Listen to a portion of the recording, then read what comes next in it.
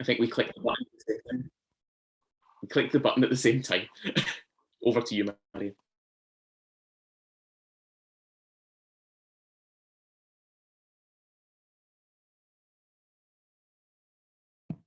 Thank you, Callum. We're a little bit late in starting, but that's absolutely fine. It's a Saturday morning. We'll try and go through the business section quite quickly because we have lots to look forward to this afternoon. But I would ask Hugh Foy, first of all, to lead us in reflection and prayer for this part of the meeting.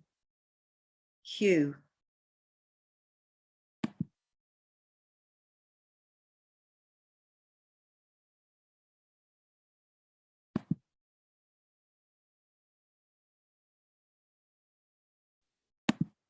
There we go, Hugh. There we go. Sorry, folks, a wee technical hitch there. So maybe we can just breathe this morning for a few seconds as we gather ourselves for a moment of prayer.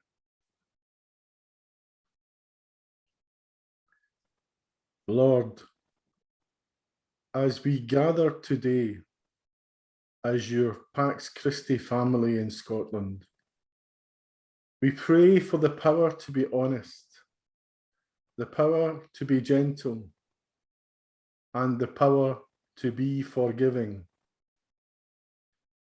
We seek the grace that will allow us to dialogue and discern in patience and understanding as we commit to accepting the consequences of individually and collectively holding to what we believe in. We put our trust in the power of good to overcome evil and the power of love to overcome hatred. We pray for the vision to see and the faith to believe in a world emancipated from violence, a new world where fear shall no longer lead people to commit injustices, nor selfishness make us bring suffering to others. Help us to devote our whole lives and thoughts and energy to the task of making peace, praying always for the inspiration and the power to transform all oppression, that we might make of the world a single family where the image of God is celebrated in all as one. Amen.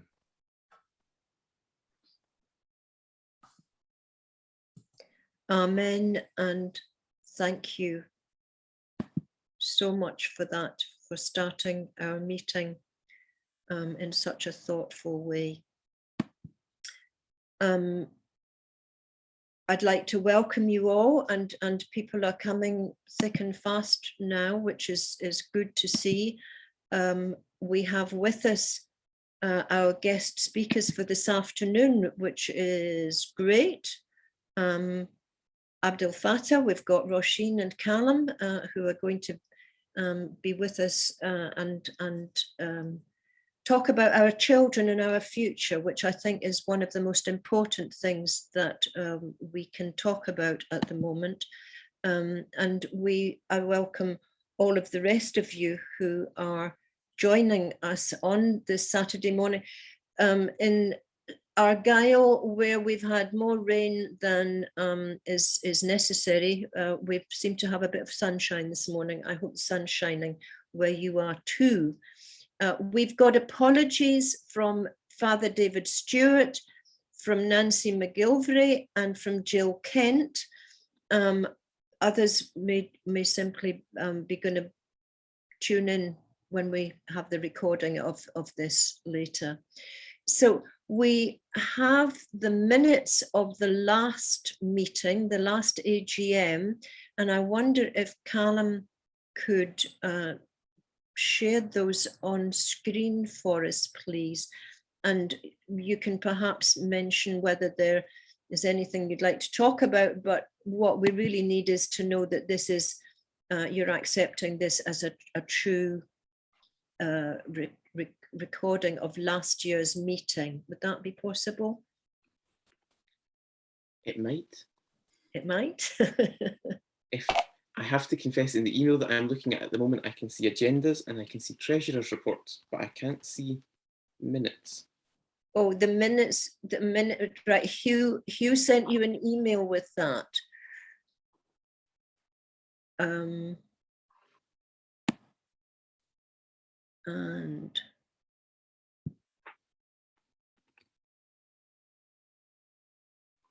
sorry, folks.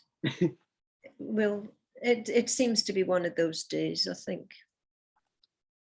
Now, the last email that's coming up from Hugh was from the 5th of November. That's because the email that's come through on my phone hasn't come through on my computer yet. Bear with me. Right. Okay.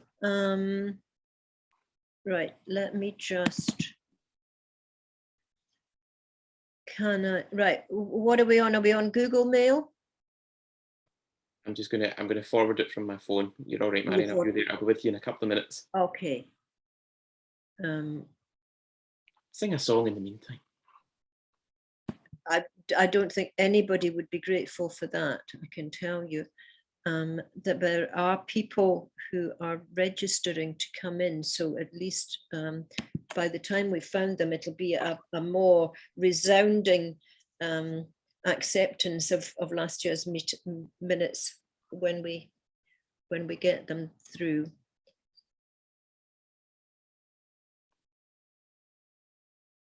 There we are. I'm hoping you can see that okay? Yes, we can see that. If we can just go down through that and okay.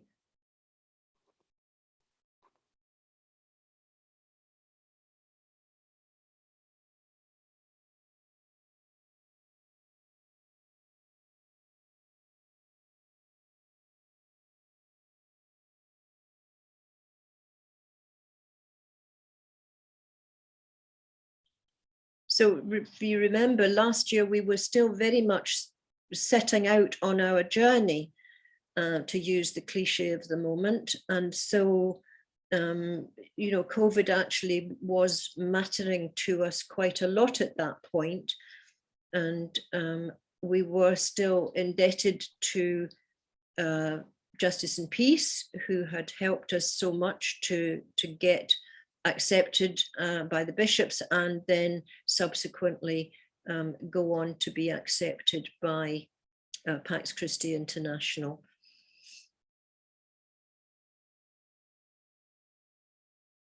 So we had to stop things like school stuff, and of course that still, as our teachers are so overwhelmed by trying to get back into things, that's still much the situation. But we had those meetings, and we were looking forward to carrying on, and we had things arranged to do online. We had Grace's treasurer's report. I think we have a little bit more to show for that this year. The election of office holders for a 4-year term was proposed and accepted, and we had no other business at that stage, and we went on later to have a meeting with our speakers. So if I could just ask you, thank you very much for that, Callum, if I could just ask everybody perhaps to raise their can we see everybody that we've got here? Are we on to page 2? If you can do the little on the reactions, we have a raised hand thing.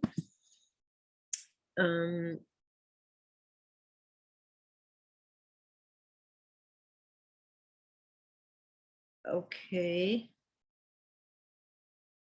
Father John, are you with us or against us? Okay, John Dornan, I think you put your physical hand up. That would be good. And Francis Flynn, we're not seeing you, but if you can perhaps tell us whether if you can unmute and tell us if you're okay with those minutes. Ariana, I think that we have Anne Dobbing. Do we have? Okay, we've got some okays from everybody. Can I say that we are in agreement that those minutes are accepted as a true, right, thank you, David, as a true record of last year, because Roisin will be doing a minute of this, and so I'm saying that out loud so that we know exactly where we are with that. Is there anything arising from that anybody would like to say anything? Are we okay with that? People are nodding and okay, right. So I think that takes us on to my report, which I sent out, which I did send out, but which I'll kind of go through at the moment. We had my overview was saying that we had a very busy year. I mean, COVID-19 continued, but Mr. Zoom has helped us enormously. I mentioned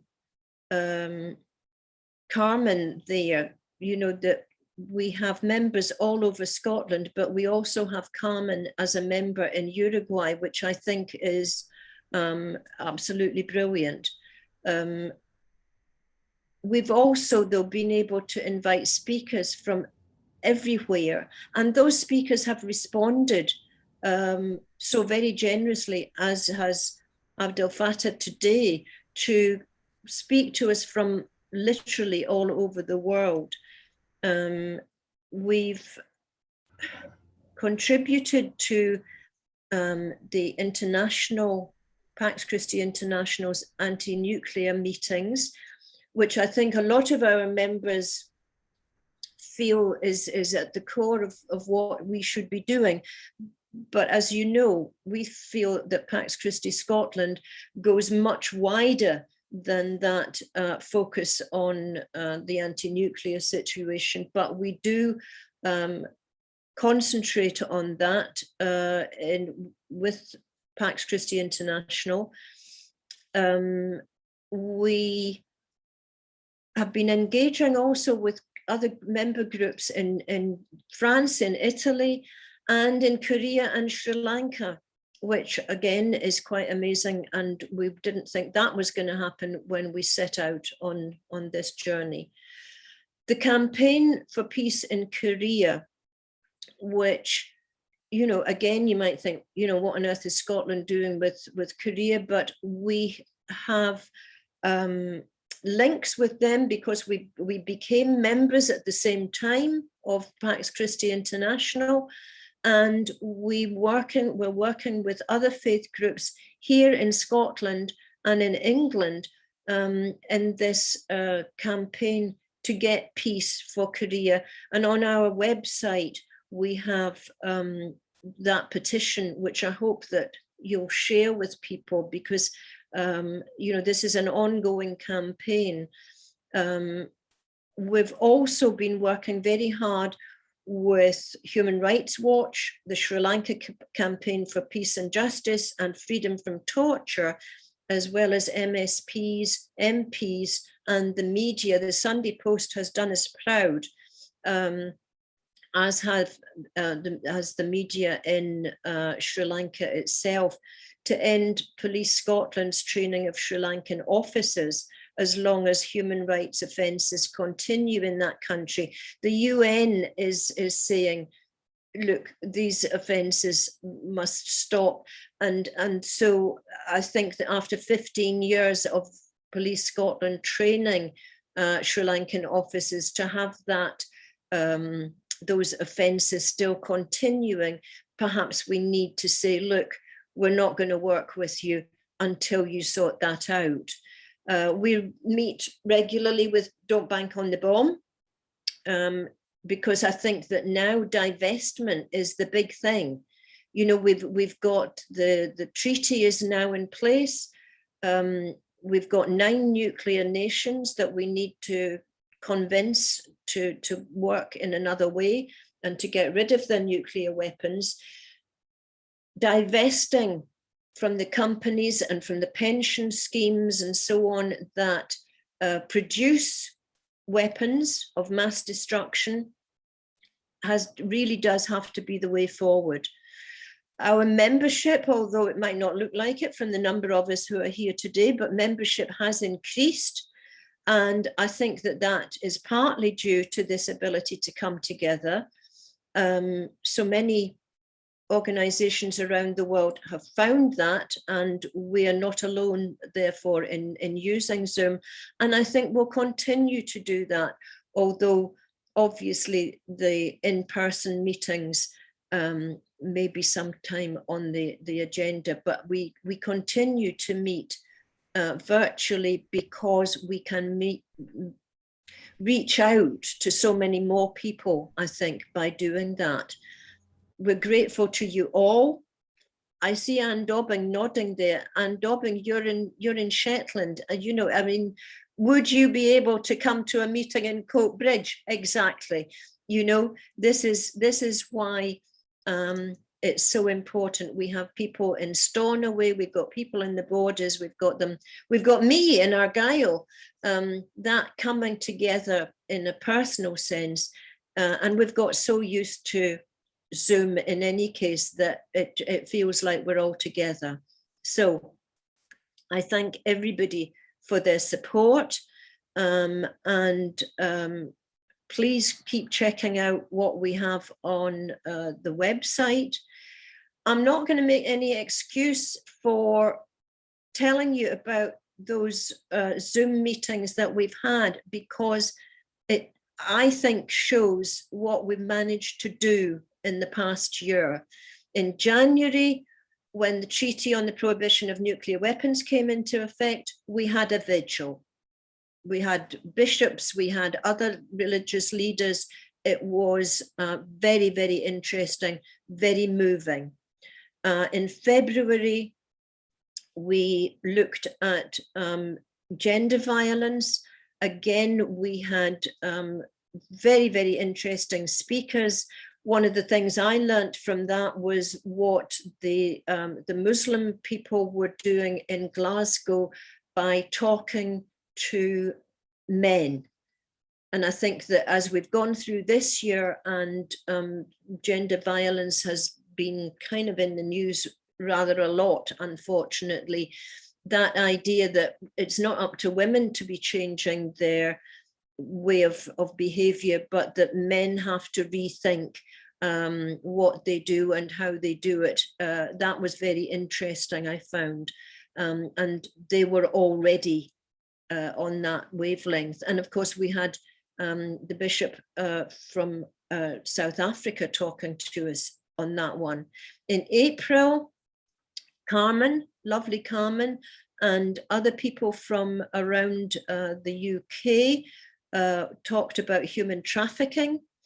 In April, we also joined the Hustings, Scottish CND, and the campaign against the arms trade. We brought Hustings ahead of the Scottish elections In May, we talked about dialogue, which Pope Francis encourages so much, the role of dialogue in engendering peace.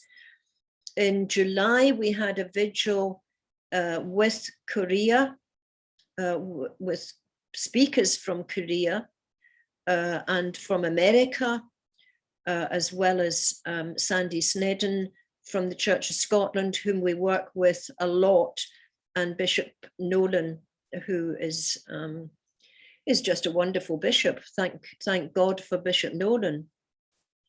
August, International Day Against Nuclear Tests. Again, we had people from all over the world, and we had some very moving testimonies about people who have suffered because of nuclear testing. In September, Climate, Weapons of Mass Destruction and Ethics for Peace, which again, took us back into that business of the nuclear treaty and where we go from here, and how we stop investment in all of those companies and all of those pension funds and the local government investments that we don't even know about, and they probably don't know about either, and we have to raise so many questions. Next week, November the 25th, it's the International Day Against Gender-Based Violence, and because of those links with Sri Lanka that we were talking about earlier, we're talking about gender violence from disrespect to torture, the Sri Lankan tragedy. And we have speakers from Sri Lanka and from in the UK as well. And today, of course, we have Dr Abdelfattah Abusrour with us in discussion with Callum and Roisin Timms. We're greatly honoured that that is going to happen. And again, I say no apologies for going through all of that, because I hope that we've made a difference. I hope that we'll continue to make a difference in all areas of non-violence. I'm sorry, I've got somebody coming through there. But we are taking other actions. We're on Twitter and Facebook every day, and please share those if you're on social media. We meet regularly with Don't Bank on the Bomb, with the Korean peace campaigners, with Pax Christi International, on various things, but particularly nuclear weapons. It was good to join with Glasgow University's Department of Theology and Religious Studies during COP26, Catholics in COP26. And I blame Hugh Foy for this, because he said, just speak with the university's Department of Theology about who they can get as speakers. Suddenly I find myself involved in this up to my eyes and presenting and chairing meetings and so on. It was fantastic. So it was another fine mess you got me into, Ollie, Hugh, but I think it was good for Pax Christi Scotland. I think it was good in general. And the recordings will be, sadly, the lady who was doing the technical stuff for that has been ill. So we've only got 2 recordings up so far, but Chris Bowles of Caledonian Computers, who is absolutely wonderful and a star, and he has got, he'll be working with her once she's back up in action, and we'll have everything on the Pax Christi Scotland YouTube channel. We're producing a monthly newsletter, which is always archived on the website, and you know that your contributions to that are always welcome. My thanks, obviously, to all of the executive committee. We're working very hard to try and make this work. I hope that you think that we are making it work. And I thank all of them for the support and actions that they're taking to take us forward. It's difficult times. It's good to know that you're there. It's good to know that all members are there. We are looking forward. We co-opted to our committee Callum Timms, who will be in discussion this afternoon, along with Roisin Timms and Abdelfattah Abusrour. But we would be asking you in just a wee minute that you kind of ratify what we did there by co-opting Callum. He, just to give you who he is, he's teacher of religious education and acting pupil support leader, who serves on the Commission for Caritas, Justice and Peace in Archdiocese of St Andrews in Edinburgh. And we believe that he can add a huge amount to the work that we do, and we'll ask you to ratify that. Our priorities continue to be the peace work in collaboration with the Zavarian missionaries, continued collaboration on domestic violence issues. I mean, what else is peace about but peace in the home and in our society? Divestment from nuclear weapons, interlinked in issues of environment and migration and refugees, which again, people say, well, what has the environment got to do with peace? Absolutely everything, because it threatens communities around the world, and it disturbs everybody's balance, and it sets off refugees, migration, all of that is interlinked. We would hope that we would be able in the year ahead, but we still don't know, you know, as Austria and Germany and wherever else are closing down again, you know, let's send up a wee prayer on this one, but work in schools and colleges and universities will be able to be continued, and work in prisons, which the Zavarians do in any case, but perhaps we can become more involved with that as time goes on and we're not COVID dependent. So it's a long report. I'm sorry, I sent it out to you. I've spoken to it, but I felt that we need to to celebrate what we are able to do, even when you know, we're not physically together. And I think that Zoom is a wonderful tool for us. If it hadn't been for Zoom, as I say in the report, it would have been a very short report, I think. But we've been busy. I hope that you think that we've been fruitful. I hope that we can continue to be a voice for the voiceless. So I would present that to you and say, you know, come in and make comments, come in and make comments in the chat box if you wish, but we'd like to hear your voices. Carmen, you still have your hand up. Is that from the last time or now? Okay. So, David, you have your hand up. And you should be able to unmute yourself now. I've changed that setting. Can you hear me all right? Yes. Yeah. First of all, Marion, just a personal comment of absolute appreciation for everything that you've done this last year, and the committee. I think it's been great.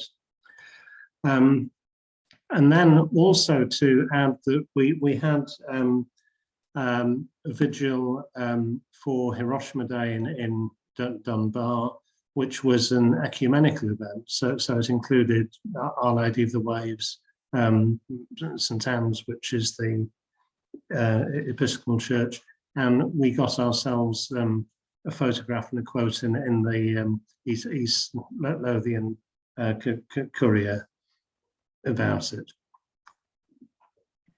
That's great, David, and do remember that the photograph and the report, if you send things like that to me so that I can put them into the newsletter, then then we'll all be aware in a much wider audience. So don't forget us the next time.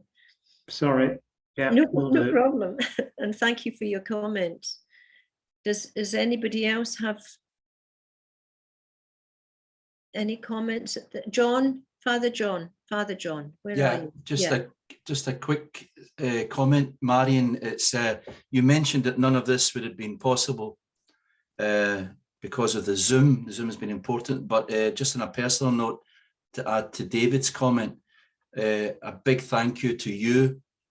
And I know that the hard work that you put into this and the time that you put into this, behind the scenes, on the scenes, getting to grips with Zoom and pulling together these meetings and try to encourage people to be, I know it can be a bit of a hard duty, but just to know that it's been highly appreciated. I personally would like to, I'm sure on behalf of the other executive, to say a big thank you to you, Marion, for the hard work that you put into this. Much appreciated, and thank you for that report. Thank you, Marion. Thank you very, very much for that. I've got to say that I was asked by our bishop here in Argyll in the Isles to go and give Zoom lessons to their office the other day. And it's kind of the blind leading the blind, but anyway, Callum will be laughing behind his his photograph that it was me that was being asked to do that. But anyway, we've all learned an awful lot in the past year. So thank you. Hugh, you have a hand up there. Is that a No, it definitely is. Although that's why I don't get asked to do Zoom training. I know who you are, Marion, so I know that you'll be discomforted by so much attention. But I have to say that for those people who maybe don't really know the amount of work that's been required to get this organisation up and running, and I think that, that Grace, and Rosalind and Kit and Ariana and Ross and Father John have all put in a huge amounts of time, particularly at the start. We started just on the cusp of COVID. Everybody thought we were mad. We knew we were mad. But it's been a huge amount of work, and you have carried most of it yourself, and you've used people in a way which I think is really skilled, as in you lead for the front and you never ask people to go to places that you won't go yourself. So it really does need to be acknowledged. The other thing I would want to say is, I think as an organisation now, we've learned that the way for small groups of Christians committed to non-violence is partnership, is collaboration, is to be brave enough to be vulnerable in their smallness, to recognise that it's the aggregate of moments, the aggregates of small people and small organisations that will change the world. So I think that in some ways, some of the things that have been seen as weaknesses for organisations in the past, and it includes the things like using Zoom for meetings and being geographically inclusive like that, has actually been a strength for us. So we've become in some ways a wee model of what that small group of citizens that change the world can do by using the technologies and the individual gifts and talents that we have. So I think it really is about saying that for once in our lives, I think small has been an opportunity, not a hindrance. I'm hugely grateful for everything that we've done in the last year. I know there's more to do. I think moving forward, a big bit of work for us is about schoolwork, appropriate schoolwork. So I just want to raise that as something that I think that I'd like us to try and, if we're looking to have a conversation about areas that we need to strengthen in and build on and resource, I think that's an aspect that we should consider. And just to thank everybody here for the privilege and the pleasure of having actually having, after 30 years of membership, a Pax Christi Scotland. Thank God. It's thank you very much for the comments that you've made about everything. I'm deeply embarrassed by the fact that people are throwing stuff at me, but we're a team, and that nothing could happen without that team. And that team is not just an executive committee, it's everybody. You know, if it wasn't for Anne Dobbing writing stuff for the newsletter and sharing stuff on the website, you know, we wouldn't be moving forward. And there are so many people like her who are doing these kind of things. So let's remember that teamwork and then teaming up with other organizations is going to give us the strength that we need to go forward. And I think that our voice will be heard the more that we are in teams with other organizations. You know, if we just keep this a closed shop, then we're a closed shop. But if we reach out to people in other organizations who are like-minded, then we're going to be able to move forward in a strong way. So I think at this point, unless anybody else had any more comments, I think it is time for, I've got so many documents opened on my, I think I can close that one. I think we're looking now to Grace. Are we looking to our Grace? If you can give us your financial report, that'd be great. Right. Okay, if you'll bear with me, because I've now gone on to full screen and I need to come out of that so I can see what I was looking at a minute ago. You'll see it's a very, very simple set of accounts. We don't spend much. And that's very much down to Marion and the rest of the team who managed to get all these wonderful things done with almost no costs. I mean, I was trying to explain that to the fundraising lady from Pax Christi International the other day, that we're very small, we don't have a lot of money, but we do something that's worth a small amount of money. So I'm very happy with what we've got.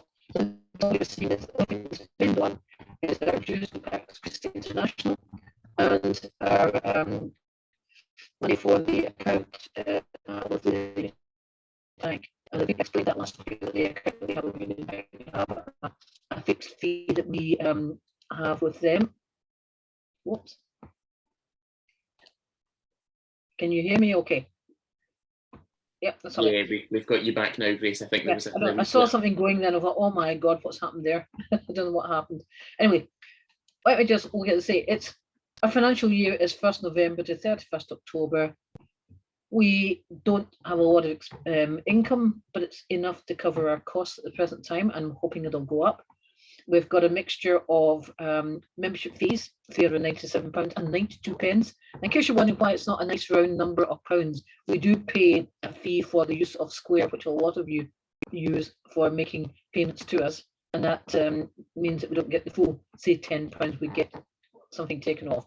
And we've had lots of very encouraging donations from so many of you that give us money in addition to your membership fee. So that's great. You can't really look at it against last year, because last year was very odd. We got money from Pax Christi England and Wales in lieu of membership fees that had gone to them as we were setting up. So we had almost effectively 2 years worth of fees coming in 1 year. And we also got a donation from them. So we had lots of one-off donations. That's meant that we've had quite a nice little cushion, if you like, which would enable us to move forward where we wanted to spend a bit of money. But I think the figures for this year past probably more normal. Not a lot to say about the expenditures. Say we will see whether we end up wanting to spend on anything else, whether it be producing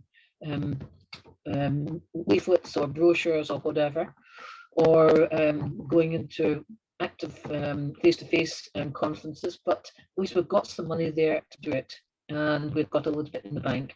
And for those who haven't yet paid their fees, you can do it either through the Unity Trust Bank, and the account there is Pax Christi Scotland, and we can get, and I think we've got the information on the sort code and the account number in last year's report as well.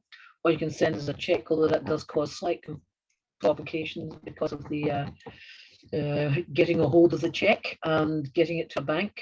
I think Marion's given up on that. Whoops, am I still there? Yes, I am. Sorry, I'm losing the link. So really not an awful lot. I see Francis is saying the bank fees seem high. It is, we pay £6 a month for that, and we took a decision that is, we were happy to go down that route because it was an ethical bank.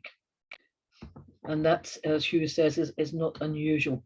I have a separate ethical account with Triodos, and I pay a quarterly payment on that as well. And you will find that some of the commercial banks now have gone on to charging people for the pleasure of their company. So it's something we looked at, and at the time we decided that's how we wanted to go forward. We wanted to be in a situation where we had a bank which was ethical, and that we were, they said, well, you know, to be ethical, we expect you to pay some money for operating your account, and that's what we have done. So it's not a huge amount. It's what it is, I suppose. So if anyone else can find a truly ethical bank that's not charging anything, we can look at it. That's only because we're not spending a lot, Francis. It wouldn't be 25% of total expenditure if we're paying a lot, if we're doing a lot of expenditure. Okay. Yes, I think our expenditure is extremely low on everything else, and that's why that seems to be high. And I think that we have to, you know, if we were banking with NatWest, then we would be investing in nuclear weapons. If we were banking with, you know, any of the other major banks, we would be banking with people who invest in nuclear weapons. So we kind of can't have it always, I suppose, and that's the difficulty. So if you bear with us, and we, you know, what I would say at this point is that all of our speakers have come to us for nothing. And that generosity of spirit is amazing. Now, what I had said to Abdelfattah when I invited him to join us today was that we would ask members to donate to his organization. And we have now on the website a link that takes us to the UK arm. So it's not complicated, it's not money going out of the country. That will be dealt with by the UK branch of that. But there is the possibility that we donate to his organization, and you'll find out this afternoon why that would be something that you might want to do. So we rely on the generosity of people like him to speak to us for nothing. So we don't have expenditure. The people that are going to speak to us next Thursday from all around the world, quite eminent people as well. They've all been eminent people and not asking us for fees. We are beggars. I have a brass neck. I polish it every time I ask somebody to do something for us. So, you know, I can only say how grateful we are. And yeah, if we're going to try and be ethical, then I think what Grace has said is that, you know, we've got to take the rough with the smooth. Is that about right, Grace? Yeah, and to be honest, I mean, I'm now helping out at one of the local parishes who banks with one of the commercial banks, and they get charged a fair amount of money for the pleasure of their company. And I was slightly shocked because I've managed to avoid that for other groups I'm with. But it's not just ethical banks that charge. If you're viewed and if they can persuade themselves that you are a commercial organization, even if you're a church, they will charge you for the pleasure of their services. I think that we pay to Unity, it doesn't depend on how much money goes into the account. So if we manage to get huge amounts of money going in for whatever reason, and I did suggest to some people that we could always try and do the national lottery and see if we could win some money on that.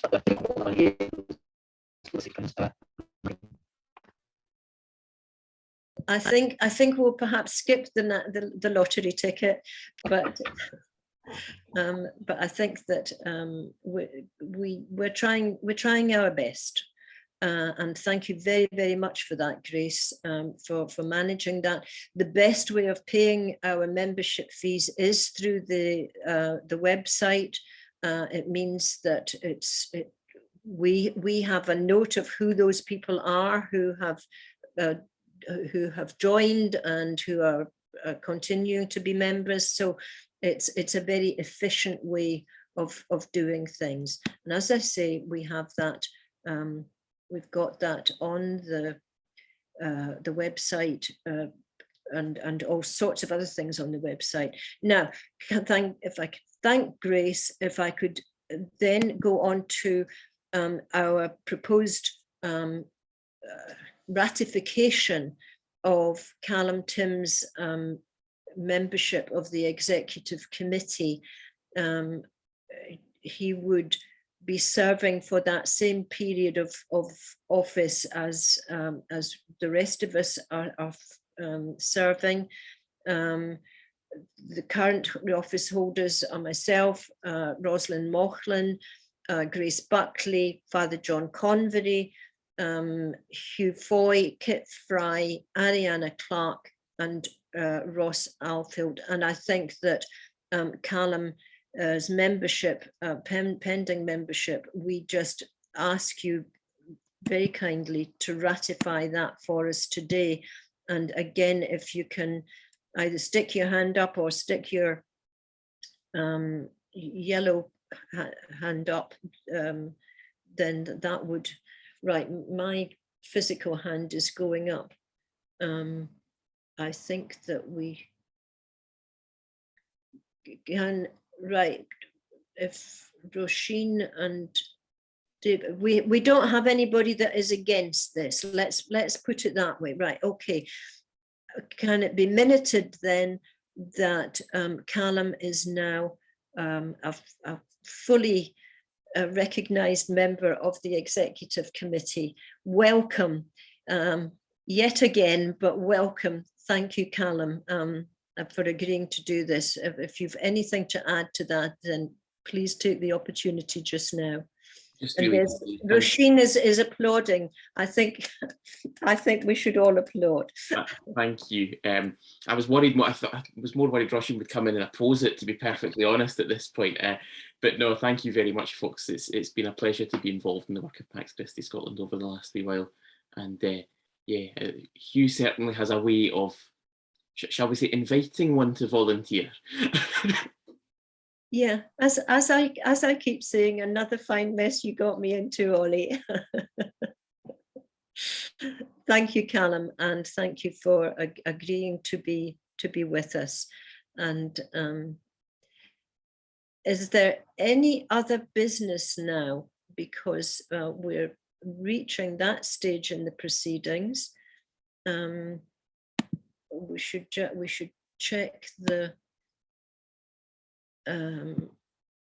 Do we have anything else in the chat here that's yeah, Hugh is saying that we're not a charity, which is important in this context. So any other business at this point? David Mumford, you have your hand up. Do you wish to raise other business? I'm sorry, I should have taken it down. That's quite all right. That's quite all right. Lovely. Yeah, that's blessed. Thank you. Hugh, you have your physical hand up. Yeah, I'd just like it noted that whilst I might be big enough to play Marlon Brando in The Godfather, that I've never sent a horse's head to MD's bed. I've never, you know, I'm feeling most maligned by these willing victims. I've never met two more willing victims. No, absolutely. Just to say thanks again to Callum and Roisin for giving us his time and her time. Thanks very much. Thank you, Hugh. And you know that we don't really mean it. And that horse's head obviously didn't come from you then. Okay, now we are actually, strangely enough, we are 2 minutes ahead of time. So what we're going to do now is to break for, if we just all stay tuned in, that would be fine. We can mute ourselves, we can turn our videos off, we can go away for 30 minutes, but make that max 30 minutes. Please come back a little bit earlier, and indeed do feel free to stick around and chat if you'd like to, but it's a comfort break, it's a lunch break, it's a stick the kettle on break, and then we will have something lots more interesting this afternoon. So thank you very much, and Carmen is trying to get back in, so I think we may have done that. So thank you all. We'll see you at the latest at 12:30. Okay. Okay, so welcome back, or welcome if you were unable to join us this morning. For us, it's good afternoon. I'm not sure where it is in the day for people elsewhere around the world who are joining us. Could we just bring ourselves back together with a prayer again? And I would ask Hugh to do that for this afternoon's session. Thank you, Hugh. So we gather again, brothers and sisters, and perhaps to take a few breaths to bring ourselves into the presence of God.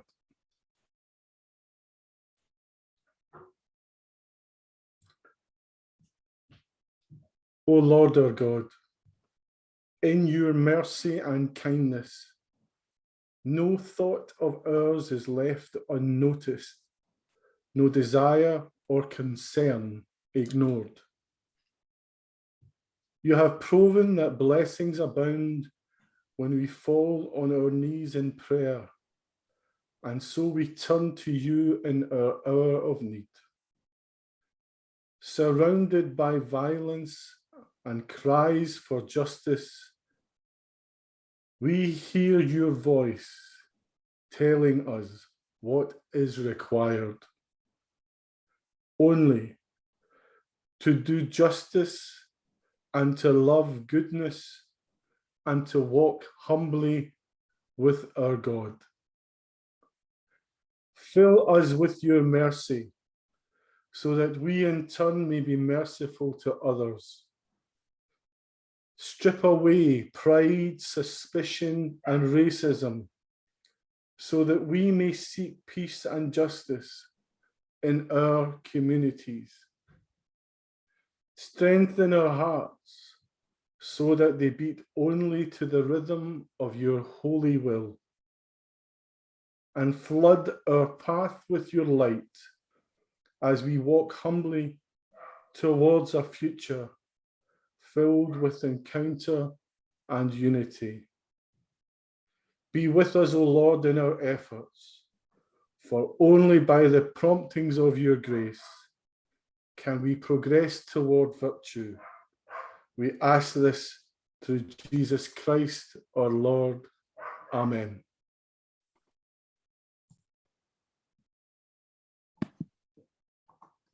Amen, and thank you, Hugh. And could I just say before we move on that Hugh wrote a beautiful prayer. As you can tell, Hugh's prayers are pretty wonderful, and he has written one for a Pax Christi Scotland prayer card. And that is, if you email me, I can send them to you in numbers for your parishes and so on. And it's a lovely prayer. Can I just say that last one though was too good to be mine. So I just want to name the author of that one. So the author of that one, if anyone's looking for it, is a woman called Therese Wilson Favours. So I'm grateful for the compliment, but you always need to note your sources. And that one was a beautiful prayer from Therese Wilson Favours, just to say that. Thank you, Hugh. And again, thank you all for being with us for this afternoon session. This second part of our AGM is going to revolve around a discussion that we've called Teaching Our Children Peace. Pax Christi Scotland, of course, puts peace at the heart of all we do, and we work to ensure that it's engendered in the home and the school. We can't expect to create a non-violent society if we don't build from the bottom up. Our children are the foundation of world peace. But as we know, our world is a difficult place. There are countries in conflict, and even in countries that are officially at peace, the pandemic has caused or exacerbated anxieties that are deep-seated and affect our children and young people. Today, discussing how we can make that world a more welcoming, a more peaceful place for our children, Dr Abdelfattah Abusrour, Callum Timms and Roisin Timms. And later, I hope that you'll join the discussion by putting questions and comments in the chat box. First of all, I'm going to ask each of our speakers to tell us where they're coming from on this hugely important issue. And we start by turning to our guest in Palestine, Dr Abdelfattah Abusrour. Abdelfattah grew up in a refugee camp and today empowers Palestinian children with a new form of non-violent resistance that provides alternative activities for creative expression, positive change, as well as therapeutic outlets for anger. He may well explain some of his personal background, but as an introduction, let me say that as a child and adolescence, he responded to the Israeli treatment of refugees through aggression and by going on demonstrations. This, he felt, adversely affected his schoolwork, but nonetheless, he achieved an MSc and PhD in biological and medical engineering in France. He dreamed of creating an environment for children to grow and develop away from violence, and nurtured a passion for theatre and painting, through which he developed his concept of beautiful resistance. Returning from France to the camp of his birth, he chose to promote peace and now introduces a future generation of Palestinian youth to this new method of self-expression and resistance. So Abdelfattah, can you start our discussion by explaining in just a few minutes, 5 minutes, explaining how your work increases the spirit of collaboration between children as well as their sense of belonging in the community? And what can you tell us about the way that children who are given the chance to be creative can provide a bridge for a democratic and independent society? Over to you, Abdelfattah. Thank you, Marianne. Thank you for all of you in such challenging times to be with us. So I grew up, as Marianne said, in Aida refugee camp, which is one of 59 refugee camps which were established after this tragedy that we call Nakba. I was lucky to get that scholarship, and being abroad for 9 years, coming back in 1994, thinking that Palestine was only waiting for me to save it. So of course, my heart was with theater, painting, photography. And I wanted to do my work as biologist, but also dedicate a lot of time for children, because children are not only the future, they are also the present. And if they don't have the ability to say what they want to say and just to be dictated what they have to learn and what they have to say and how to behave and so on, this would be a creation of generations of slaves and not people who can think, who can decide, who can choose, who can shape their future and the future of their country. The first session, I met the children in Aida camp. I asked them, what is peace? And of course, as my childhood, you look for 5 minutes in the empty space and you have no answer. And so the idea of using theater to start with as one of the most amazing, powerful, civilized, truthful, non-politically correct ways to express yourself, shout as loud as you want, be whoever you want on stage. You live, you die, you'll be a doctor, you'll be an engineer, you'll be who you are. And you will be applauded for it. And that encourages you to go and continue more and more, and so on. So this was, for me, the way to build the peace within. Not everybody wants to do theater, so we added dance, singing, music, photography, video, working with kindergartens, with the schools, with parents. We focused a lot on mothers and women, because also I believe it's women who change the world. So it was important to couple every element of the society together to build this peace within individuals, to be peace builders in their homes, in their communities, and in the world. Why the choice of arts? Because I believe if you read a book or see a film or a theater play or look at a painting or a dance show or a photo or whatever, you will like or don't like without saying I like it because it's American or British or Scottish or Irish or Palestinian or whatever. You like or don't like based on how much it touches you. So this is where stereotypes disappear. And for me, these are the bridges that we can build together as equal partners to shape this better future for the generations to come as partners, not as masters and slaves. People give their input, say what they want to say in freedom without being under the umbrella of a political party or religious party or a donor dictations.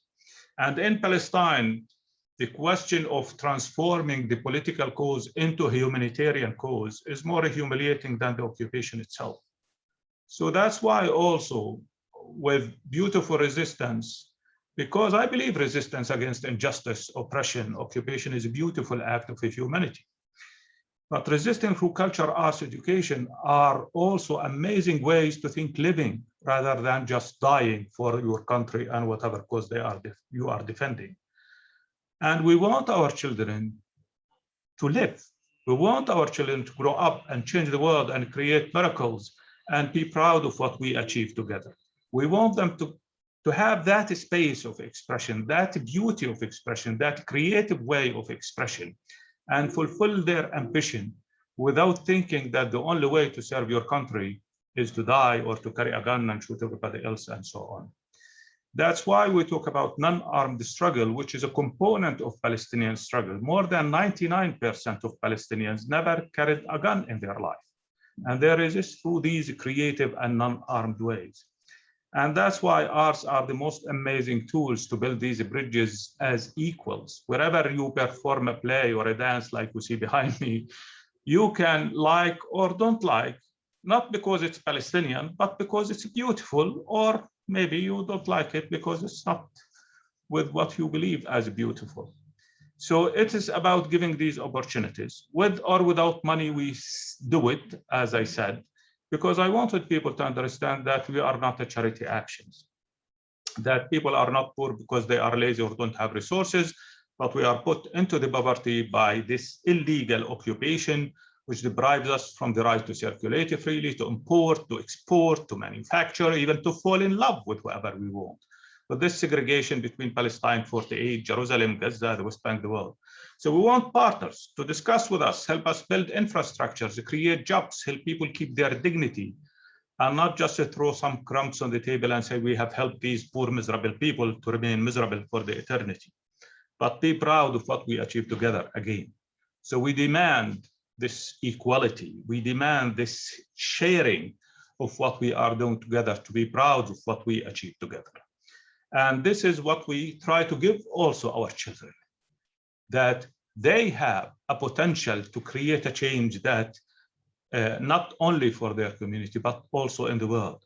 We are here to promote life, save lives, and inspire hope, and to give that experience by living under occupation, resisting the most beautiful, creative ways, and allow our children not just to be a number on a list of martyrs or handicapped for the rest of their lives or perish in Israeli prison, but be somebody who represents Palestine in its beauty, in its creativity, in its education, in its culture, in its humanity, in its hospitality, in its ability to make a change and inspire others to follow the change also, and share the possibilities for a better generation, not only for our children, but for your children, for all the children in the world. They deserve better than the leaders who are supposed to represent us.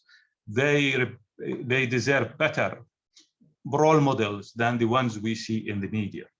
And the impact of artists in that sense also is huge, because they have a lot of followers, and if they choose their strength to make the change and the difference for the good and the positive on the long term, then the world would be much better, hopefully. So this is the essence of it, giving possibilities, not being under the umbrella of anybody, but work with everybody to make the change happen, and not refuse to be dictated by whoever what you have to do, but give that space of flexibility and possibility for anybody to express themselves in the most beautifully creative way and be proud of the results we achieve. Gosh, thank you so much for setting that scene for us. There's so much there that we will go on to unpack, but let me first of all turn to Roisin Timms, who is a primary teacher in Falkirk and a member of Pax Christi Scotland, of course. Roisin is committed to promoting the gospel values and the aims of Catholic social teaching to the children in her care. She's passionate about providing opportunities for children to learn about their faith and to actively put their faith into action. She strives to promote meaningful links between home, school, and parish through initiatives such as Mini Vinnies and the Laudato Si group. An active parishioner at St Mary's in Bo'ness, she's a member of the Archdiocese of St Andrews and Edinburgh's Commission for Caritas, Justice and Peace. Roisin, before I ask you to open up the discussion with Abdelfattah, can I ask you how children in this country have been affected by the pandemic and by other troubling issues, and how you try to address this in a way that could bring about the non-violent society that they will grow to live in. And just an introduction from you to your work, please. Thank you, Roisin. Hi, everyone. I'll talk you through that. So in terms of the pandemic, I think I've been amazed at how resilient the children have been. You know, as staff, we were all kind of panicking a wee bit about, you know, how were they going to adapt back in the classroom? How were they going to cope with, you know, all the home learning? And actually they've responded to it so well. I think they've responded better than some of the adults have. In terms of primary school, we've been really lucky. We've not got as many restrictions on us as the high schools do. And life is going on pretty much as normal at the moment for us. When I think about, you know, how do we teach children to be peaceful, and how do we, you know, teach them to grow up in a world that's, you know, troubling or uncertain, my mind immediately, you know, you get asked to talk at Pax Christi, my mind immediately went to our IE curriculum. And at the very core of that is, you know, teaching love. And I think with the children coming back from the pandemic, that's where we were, you know, we were showing them love, we were showing them care, we were showing them understanding. And I think that was a big part of them coming back into school and settling so well.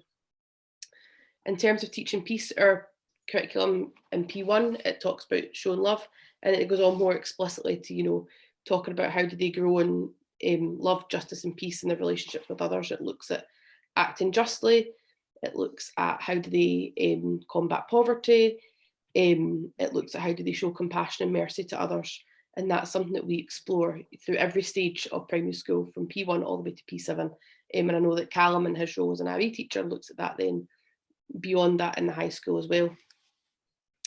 Health and wellbeing is also another massive part of what we do in schools. As a primary teacher, we've got, you know, a real gift of being able to not just teach one subject, but teach everything and look at issues through lots of different lenses, lots of different contexts.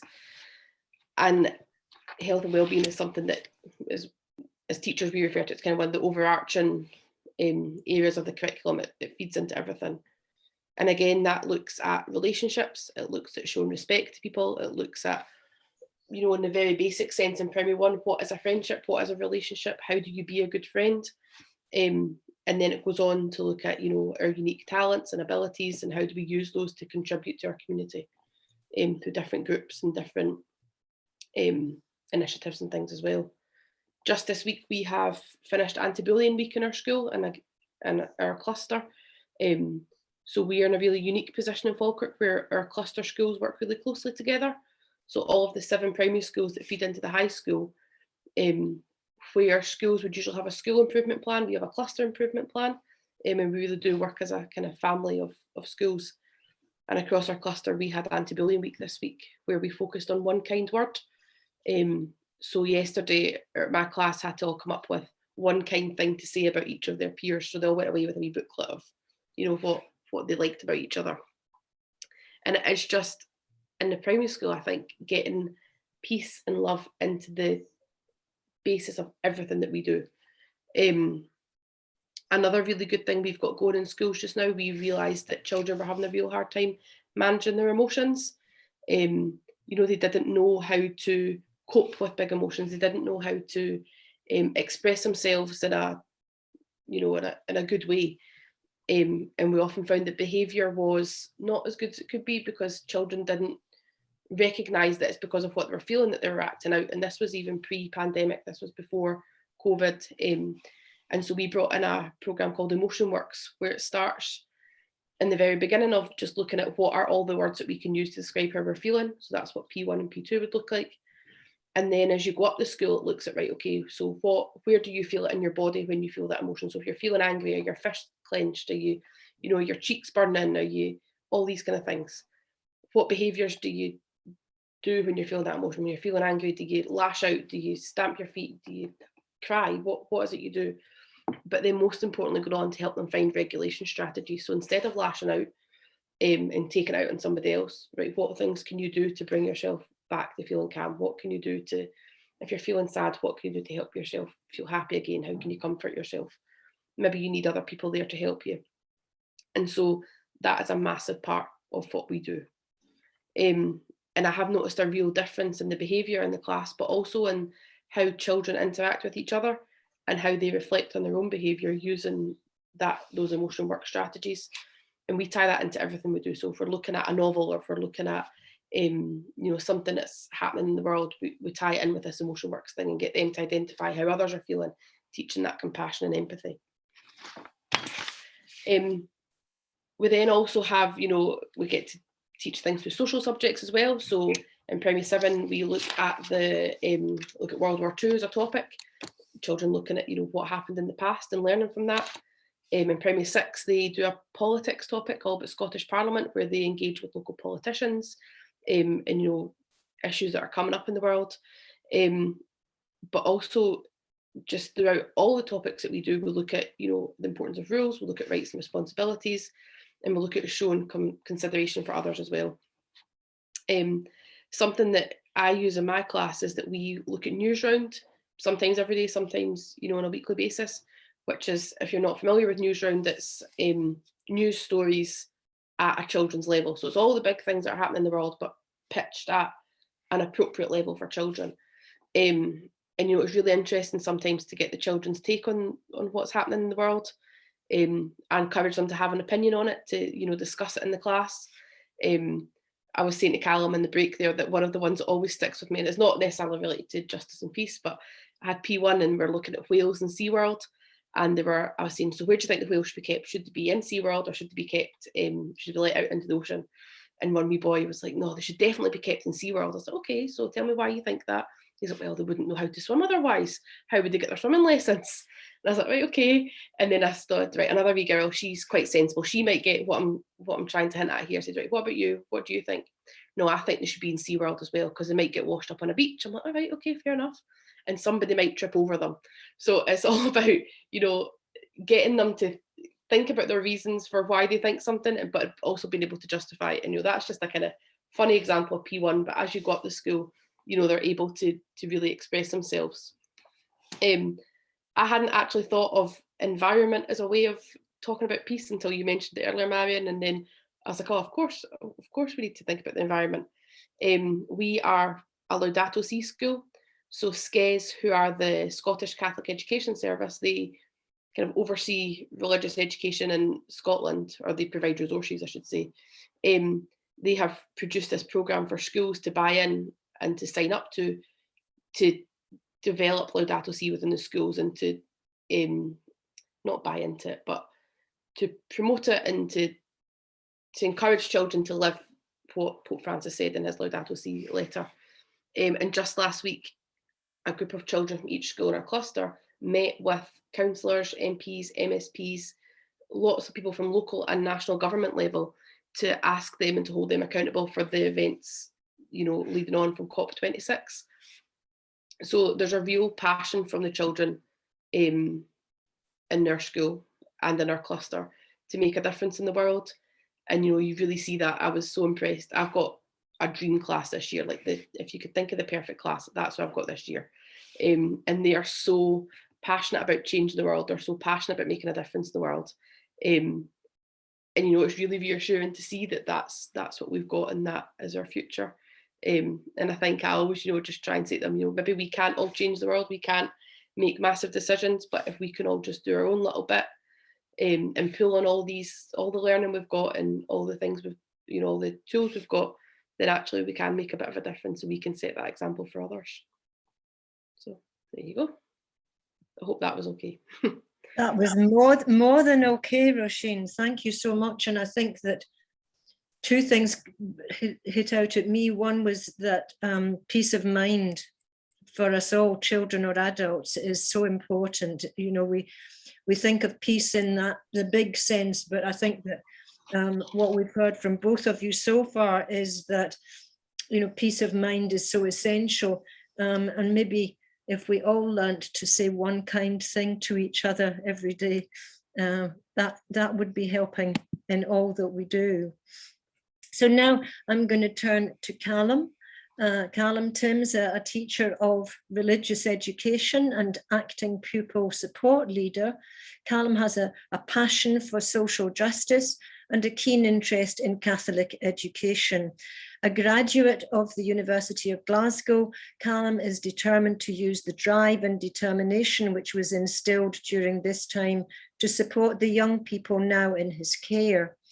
He remains a focused learner who is committed to ongoing professional learning and formation, currently working towards an MPhil focused on the distinctive nature of Catholic schools, which sounds very interesting. Callum is an active parishioner at St Mary's in Bowness and a member of the Archdiocese of St Andrews and Edinburgh's Commission for Caritas, Justice and Peace.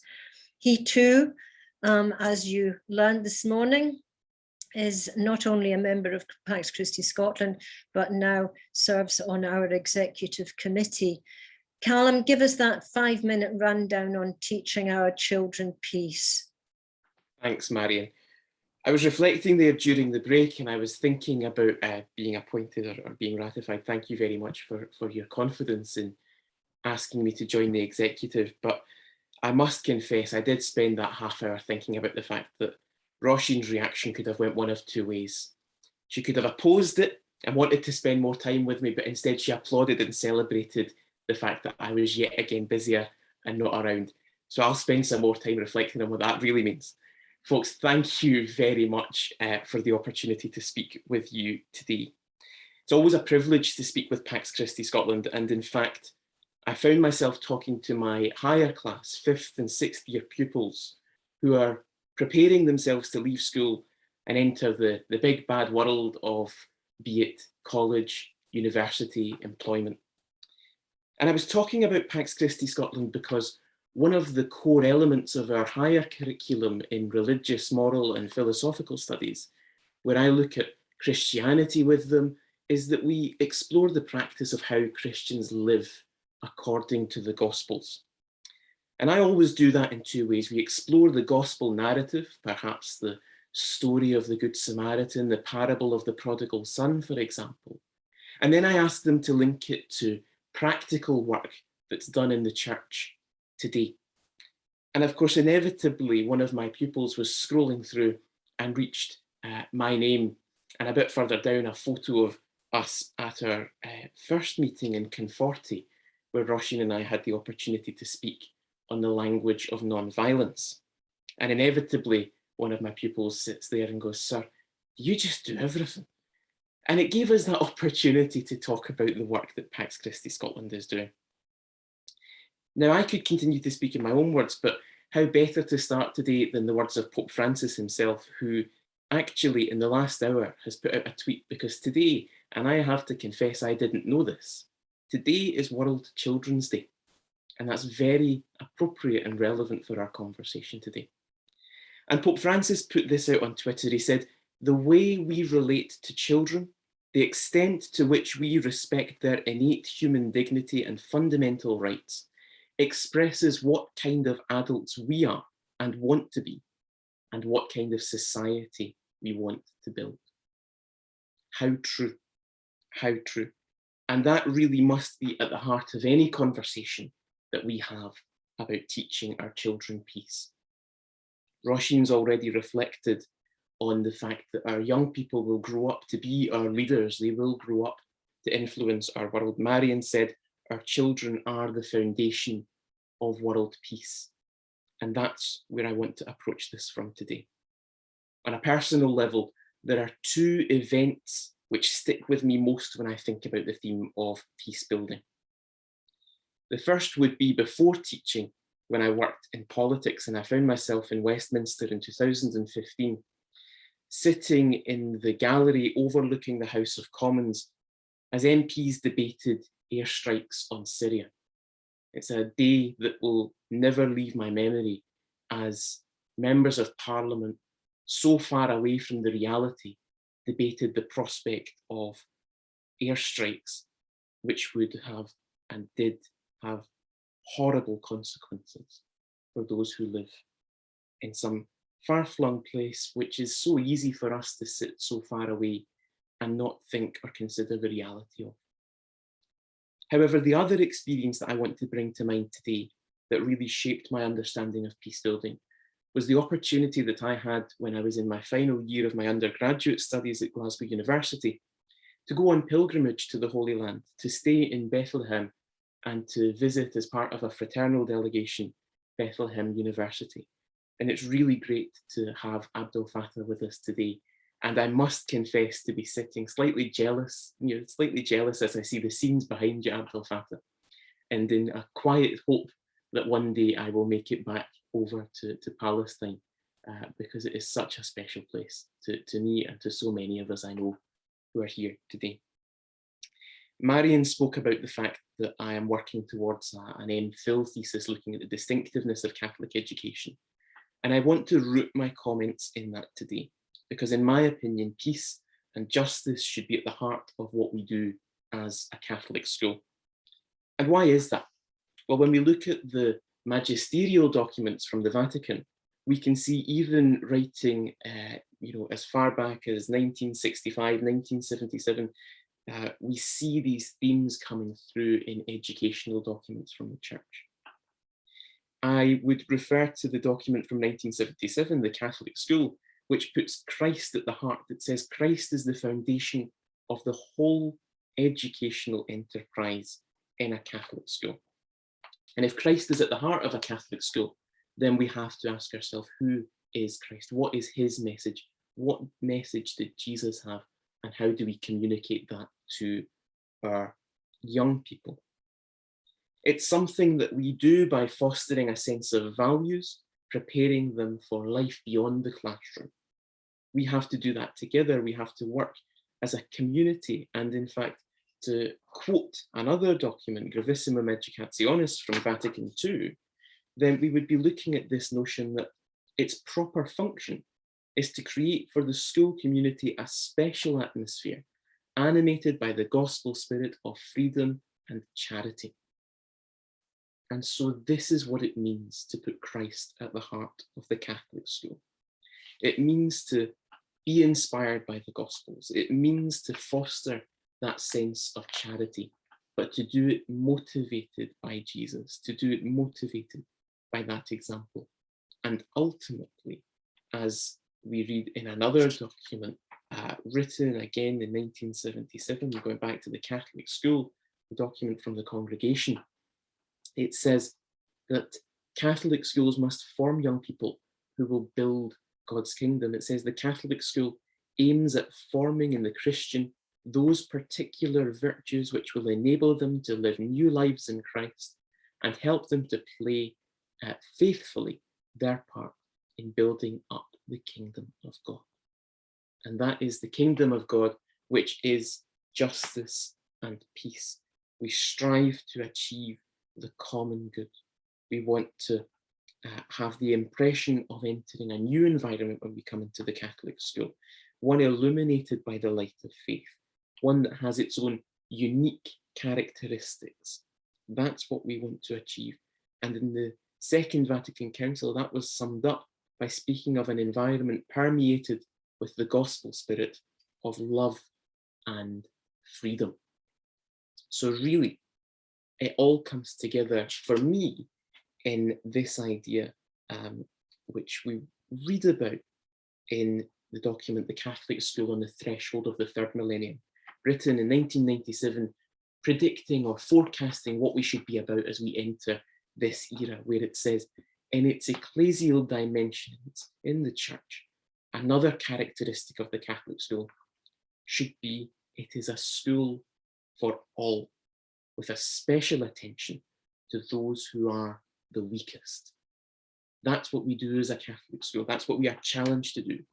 It was put to me by a friend who is the Vicar Episcopal for Caritas, Justice and Peace in the Archdiocese of St Andrews in Edinburgh here, as the notion that Catholic schools are places of social care, as well as being places of education, places of catechesis. They are places of social care. And if we take to heart that message that we are about serving the weakest, then we must build up peace. And so to achieve that, we do that through what Roisin spoke about. We do that through our curriculum. We teach conflict resolution. We teach peace. We raise awareness. Across Scotland, there's a push now in education to look at the rights and responsibilities of young people. And we're working with programs, those articulated by the UN, for example, looking at rights respecting schools. And I was really touched by something that Abdelfattah said earlier, looking at this idea that, you know, we have this personal responsibility, that we need to empower young people to take responsibility for their own decisions. And we put that at the heart of what we do as schools in Scotland, rooting that firmly in the UN Convention on the Rights of the Child. Article 12 says that children have the right to be involved in decisions which affect them. And so our challenge is to put that at the heart of how we build peace. And we do that through the way we educate. We do that through the way that we repair relationships in friendship groups. We do that through the way that we form relationships from nursery to primary to secondary. And we instill that in our young people so that they might leave Catholic schools inspired by that message, with that very vision at their heart, part of who they are, that they might leave our schools confident in their ability to build peace. Thank you. Thank you, Callum. And I think I ought to say at this point that with Sister Maria Maguire, who's with us today, who's also a member of Pax Christi Scotland, we're both on the Scottish Bishops' Interreligious Dialogue Committee. And we know through that and through all the people that we meet of all faiths that all faiths share our passion for peace and for taking forward our young people into a place where they can do all that the three of you have mentioned so far. I'm now going to turn this over to the three of you to ask each other questions, to comment on each other's methods, each other's difficulties, to put peace into perspective in light of what you're hearing from each other. Yeah, the floor is over to you. Thank you. Thanks, Marion. Perhaps Abdelfattah, Roisin, if you'd like to unmute, and we'll chat a bit. But while we do so, folks, please do put your own comments, questions, reflections into the chat area. We'd love to bring you into the conversation. And again, a reminder, you should see the chat button at the bottom of your screen. But if it's not obvious, maybe on a tablet or a smaller device, you might need to tap more and then chat. Please do join us in conversation. But Abdelfattah, perhaps I could start with a question of my own. I notice looking at the website for the Society earlier on today, that you attract a great number of visitors every year, and I know the pandemic will have presented its own challenges, but when can I visit? You are most welcome anytime. I guess it's open now, so people can travel, and hopefully I'll be visiting you soon if I get the visa. But thank you for sharing this. In fact, we are a community center, so we are not a school with a curriculum in that sense. And I don't know if we just have a manual to teach peace, because when you are living under occupation in a refugee camp, which has about 6,000 people on a space of around 60,000 square meters of land, with illegal wall of expansion and annexation that is 8 meters high on the east and north, with 5 towers of Israeli snipers and cameras of surveillance and frequent incursions by the Israeli army. A camp which has been classified as the zone the most exposed to tear gas in the world. A camp where children, if the word peace become pieces of a puzzle that doesn't mean anything anymore for them, because all these promises about peace building, peace projects, peace this and peace that have taken off the meaning of peace, in fact. However, I guess like you, religion is a reference in that sense. In Islam, the solution is Assalamu alaikum, peace be upon you. And that's why we talk about building the peace within yourself, to be a peace builder in your community and beyond. Because if you don't have peace within you, how can you make it with anybody? And as you mentioned, Callum, being exposed to internationals coming and visiting from different cultures, backgrounds, religions, and so on, this is a way for us. And touring with our shows also internationally. We have visited more than 14 countries in Europe, United States, UK, and so on. This gives a way for us to see that we share a lot of things as human beings. And these similarities bring us closer to each other, or should bring us closer to each other. And we also have differences. And differences are the most beautiful gifts that God gave us, because they are ways to enrich us and not marginalize us and make us afraid from each other. And to realize that at the end of the day, we are equally human beings. We share these values that we call justice, freedom, peace, equality, love, whether we are Muslim or Christian or Jewish or Buddhist or Hindu or atheist or whatever we are. But these values are not elastic. They don't change based on new facts on the ground created by this political system or that dictator. This is the essence of our humanity and the heritage we want to share with and leave for our children and the generations to come.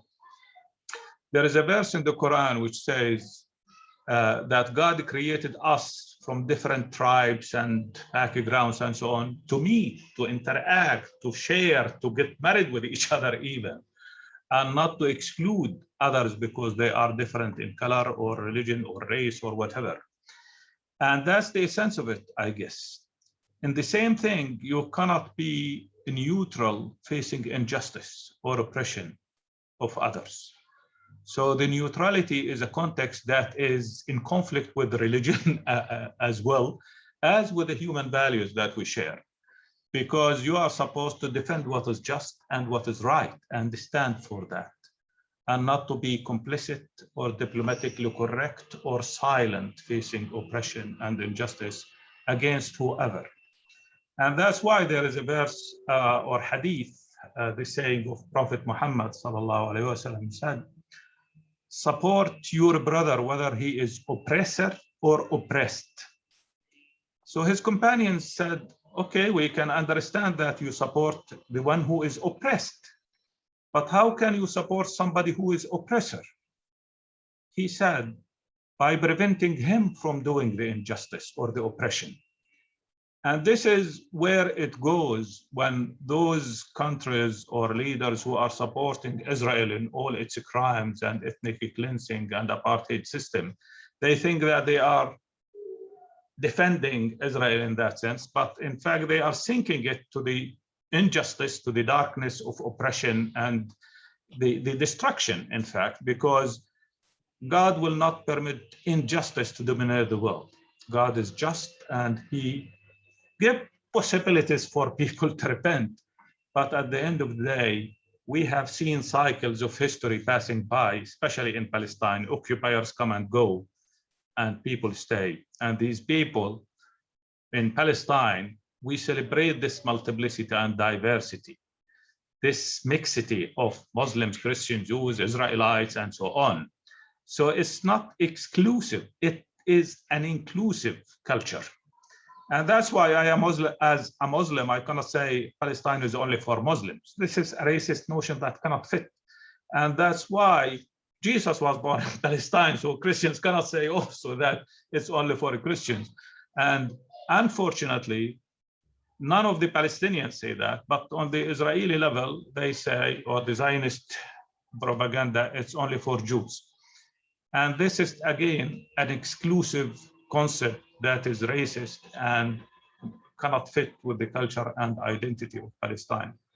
So in fact, when you give possibilities for peace education, this inclusiveness, this multiplicity and diversity that we celebrate, these similarities that bring us closer and differences that enrich us and make us better human beings, and maybe give us possibilities to be in the shoes of others at certain times, understand the differences they have, and respect them and celebrate them. I don't agree with everybody any Muslim can say.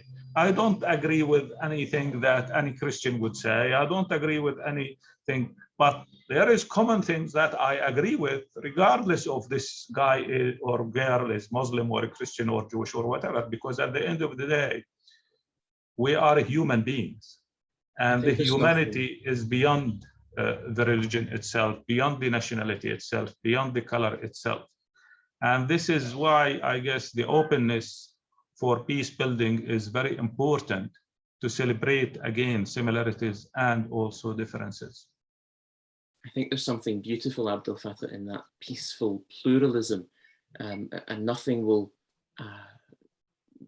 kind of embody that more to me than I remember being in Manger Square in Bethlehem, and you know, in the shadow of the Church of the Nativity, as the Adhan, the Muslim call to prayer, echoed through the square, and people just in the square, of the church. in the square praying, that beautiful, peaceful pluralism.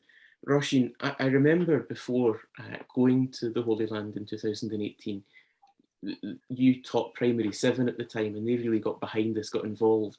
And I'm wondering, do you think that that gives them, or that opportunity to engage with and dialogue with people from other parts of the world who were experiencing occupation, was helpful for them to understand the challenges around bringing peace into the world, around peace building?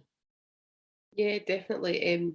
So when Callum went out to the Holy Land, he had spoken to a class beforehand and had promised them every day there would be photos and a Bible verse of where he was visiting that day. So they had to do a treasure hunt when they came in the morning, trying to find out where was Callum today. And some days they came in, they're like, right, where's the tweet, Miss King? Because they were more interested in finding out what he was doing than they were about saying good morning to me. But anyway, that's just an aside. But yeah, no, I think they found it really interesting. And especially when you came in afterwards to speak to them about what, you know, you'd experienced and the people you met and, you know, what you'd learned. I think it was really eye-opening for them to see a culture that was different to their own. You know, we try and provide experiences for them to learn about different cultures and to research different cultures, but having that first-hand experience of somebody that they knew that had been there and experienced this, you know, there's something really special about that. We are currently working to establish a partnership with a school in Zambia, I think. So again, providing kind of opportunities to learn about different cultures, different ways of doing things, and different, you know, challenges that young people around the world face.